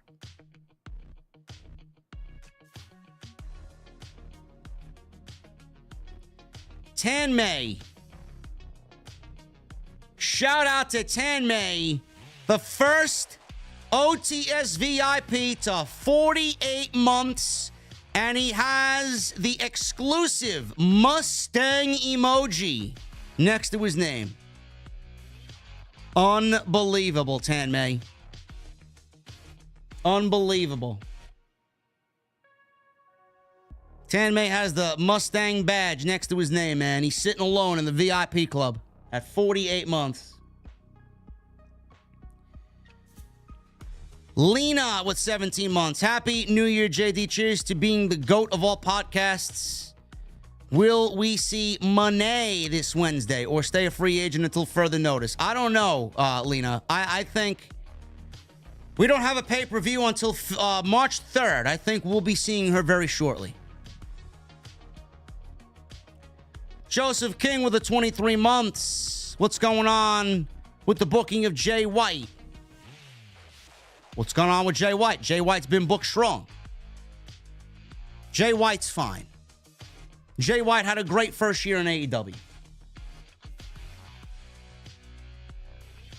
And what do you think of Mercedes? What will she bring to the AEW women's division? A lot of experience and a lot of demand that Tony Khan will hopefully have to look at and say, you know what? I can't book this division like shit anymore.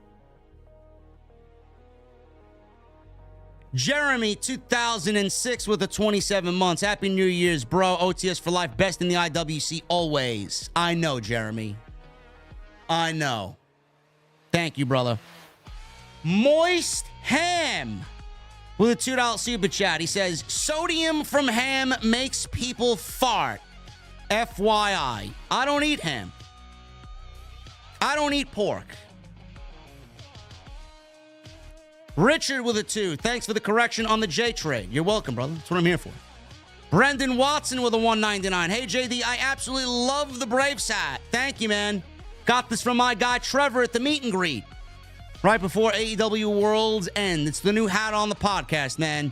Hopefully it brings me some luck this year and another World Series title. Maybe we'll get a new hat. Brylan Williams with the $2 super chat. Could you shout out my Uncle K-Rock? Much love, JD. Uncle K-Rock, what's going on, brother? What the fuck is Uncle K-Rock drinking tonight? I want to know.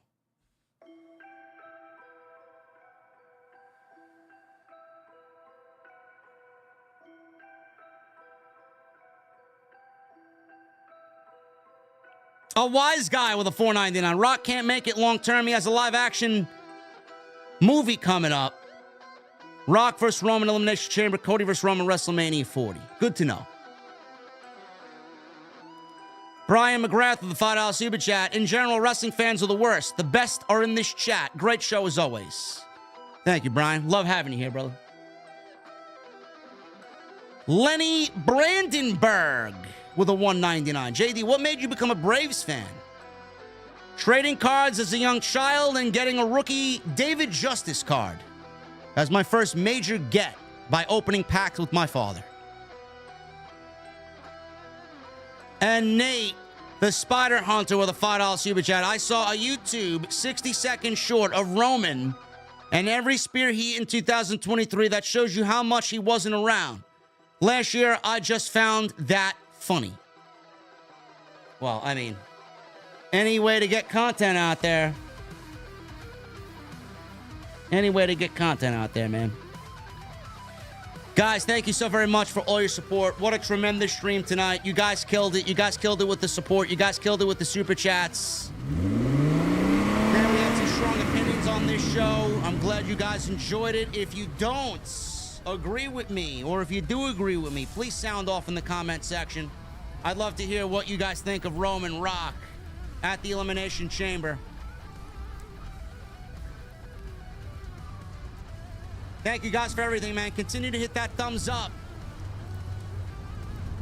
Hit that subscribe button down below. Turn on the bell for all notifications. Make sure you guys go out and check out all the other content on the channel. There will be more content tomorrow.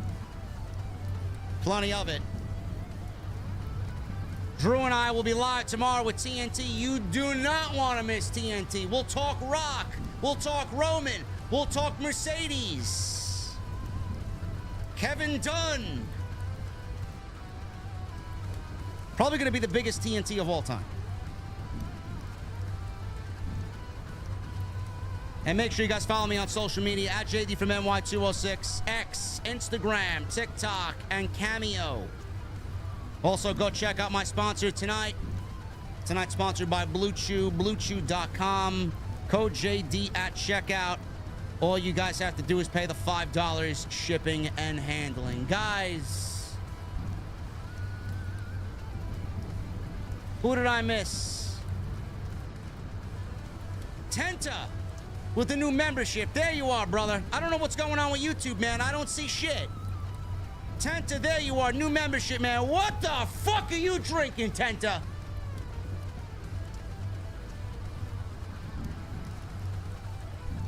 I'm getting out of here, guys. I'll see you tomorrow live with Andrew Baydala on TNT for the TNT Awards of 2023. I'll see you guys later.